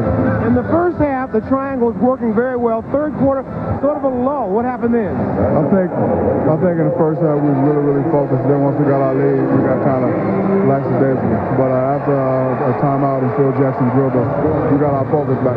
Did you feel like in the fourth quarter you had to take over? Because that's when you did. I mean, my teammates was getting me the ball in a good position, and I was just taking the high percentage shots. One of the things that's helped you guys, I guess, is the rhythm. You've been playing every couple of days. But what about the fatigue factor? I don't think we're going to get tired. Phil Jackson does a great job of getting us prepared, and this ain't the time to get tired. So, we got one. Now we just, have to try to get 3 more. All right, congratulations on a great game, Shaq. All right, let's go back to you, Bob. All right, Ahmad, with Shaquille O'Neal running wild, the Lakers outscored the Pacers in the paint 64-34, almost doubled them up in that department. Kobe Bryant had 14, Ron Harper had 12. Mark Jackson had a good game for the Pacers, 18 with 7 assists. And the final, 104-87 in Game 1. Join us Friday night at 9 Eastern, 6 Pacific for Game 2 of the finals, right here from the Staples Center. Tonight, after your late local news, The Tonight Show with Jay Leno. And for those of you who'd like to continue with more coverage of the finals, we have a post-game special coming up immediately on CNBC. For Doug Collins, Ahmad Rashad, and Jim Gray, I'm Bob Costas. You've been watching the NBA Finals on NBC. In just 100 days, the Olympics from Australia begin on NBC. This weekend, the NBA Finals continue. Friday night, 9 Eastern, 6 Pacific. Sunday night, 7 Eastern, 4 Pacific. Plus, every week on the Superstation, there's a storm, thunder. Last week, Nash and Scott Steiner showcased their talents again. Lobster Summer from June 5th to July 30th. Don't listen to him. He's crazy.